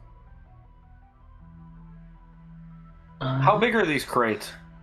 The crates in there they're like medium-sized shipment crates, so like stuff that people usually use to transport food. This was probably an heavy, area, the empty crates, maybe about 10 pounds. I take a crate. Okay. Can we All right. bust them open? You have a crowbar, right? Yeah, all of them are opened. It looks like this place was like picked out. You see that there's like a few rotted, petrified apple cores. Yeah, I clean out the crate and I take the crate. You know, what happens if we put an apple core in the bag? Wouldn't you like to know? This is just for science now. It's still an apple core, but it's like nowhere near as rotted, so it doesn't like stink or look gross anymore. It removes Oh my all God. of the oxidization from the damn apple. That's insane. Damn. I'm Yeah. gonna pull the seeds out of the apple core and toss them all in the bag of preservation. Oh, that's actually such a good idea. Yeah, now you We're can. gonna start an orchard. That's the end game of this campaign. And they can also be used for alchemy now. Fuck yeah. I mean, alchemy, stilling, same thing. Yeah. Very similar. Spoils. I'm just gonna put 200 apple seeds. Of the Johnny variety. You get like Of the 6. Johnny variety. You know, I was in a musical about Johnny Appleseed when I was in 4th grade. That's unimportant. So anything else in this room that we need to know about? I'd say there's one thing. When you guys are like shuffling everything around and trying to move things around, between who's holding what, a slip of paper falls out of the fable book.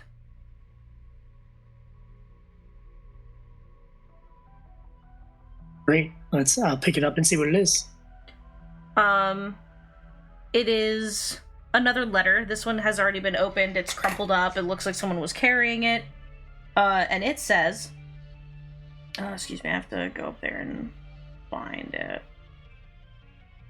Also, just to clarify, did you say this crate that I picked up is medium-sized?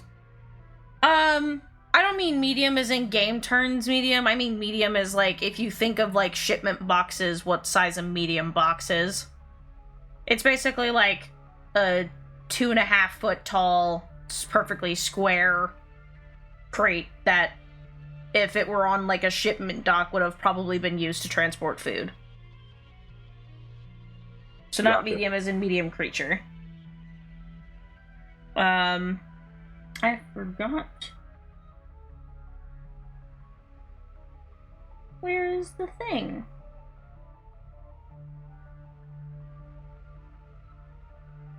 Sorry, I'm trying to find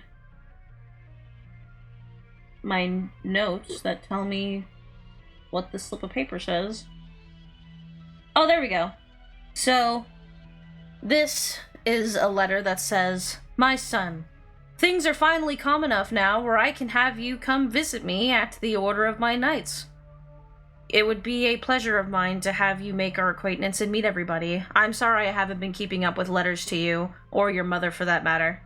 But, with everything going on, and with all of the stresses in our family, I thought maybe you could use a break. Please, try to..." Oh, sorry. I scrolled too far. "Please give this letter to the stableman. He's a good friend of mine, and he will have it made that you are sent here. And also, try not to tell any of your friends about this. I do not need to be spouting out the location of my order to everyone who will listen. Thank you so much, your father, Emery."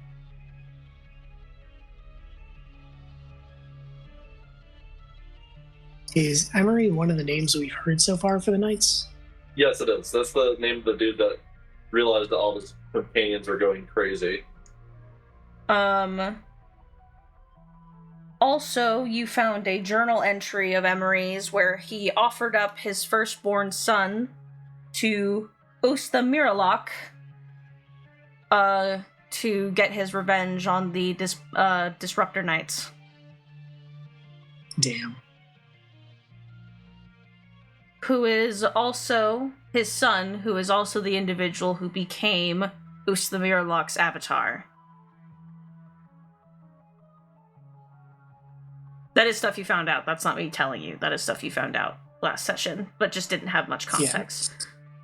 Can you post that letter as well? For the text of the letter? Yeah, I will give you my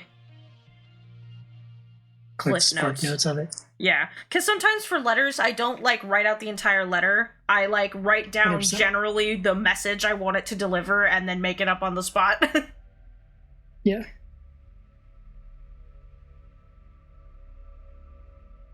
So this letter was, it was in the Fable book? It was. The Rarendell book for children? Yes. And it seemed like this one had been opened, and it had been carried around a lot. Yeah, it was, mostly crumpled. You had to, pull at it to get it to open all the way to where you could read it. Okay. So that either means that Emery had been carrying this around for a long time, or that Emery's son came here after everything went wrong because Emery offered up his son to Usta what's-a-fuck. Usta Miralok. That's the one? That's what I said?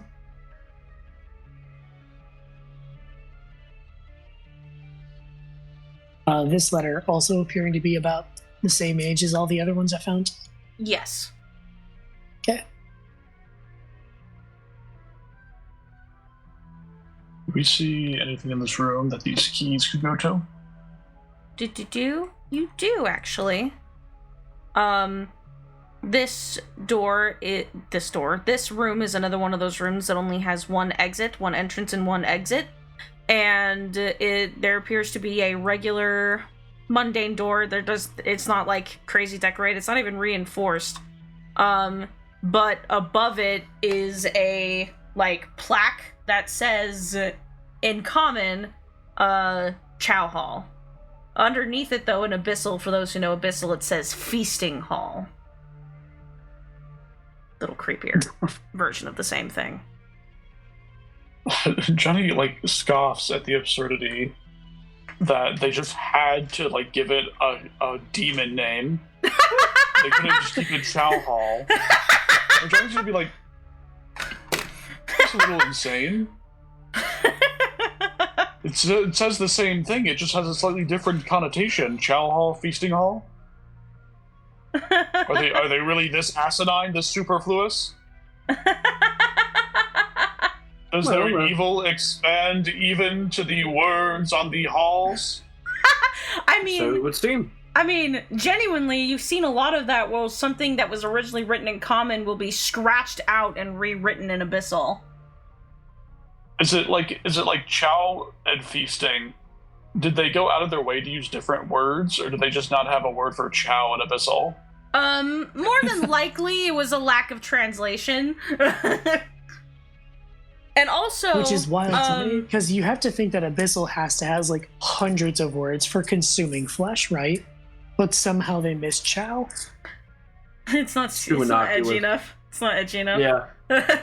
But also, something that you all have picked up is that a lot of the times, the Disruptor Knights had a very specific way of taking orders, so it could have been that the words were carved in that way purely so that they knew what it was.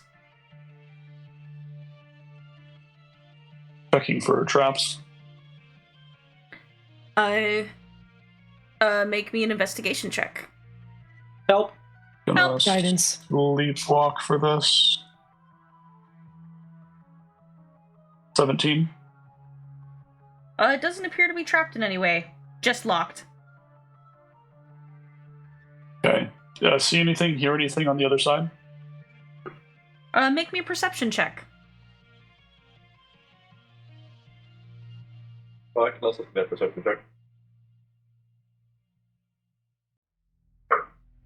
No idea. I lied.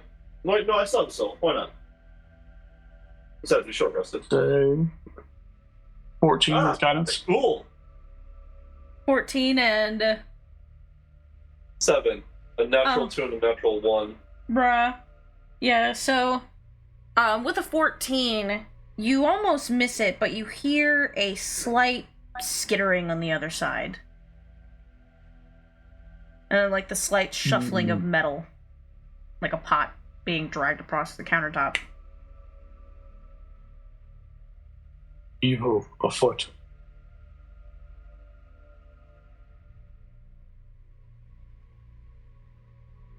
Yeah. Yeah. Okay, going to unlock it and quietly try and nudge open the door enough to see what's on the other side. Yeah, so when you open the door, you notice that on the other side, any of the light from this room, which isn't that much, pours into the next one, and you see several small creatures all lift up. They have glowing red eyes, and they all start scattering throughout the room. Oh, I hate it. Hissing and screeching and scuttering about, all trying to hide throughout other places of the room. And that will be where I end session for today. All right. Damn.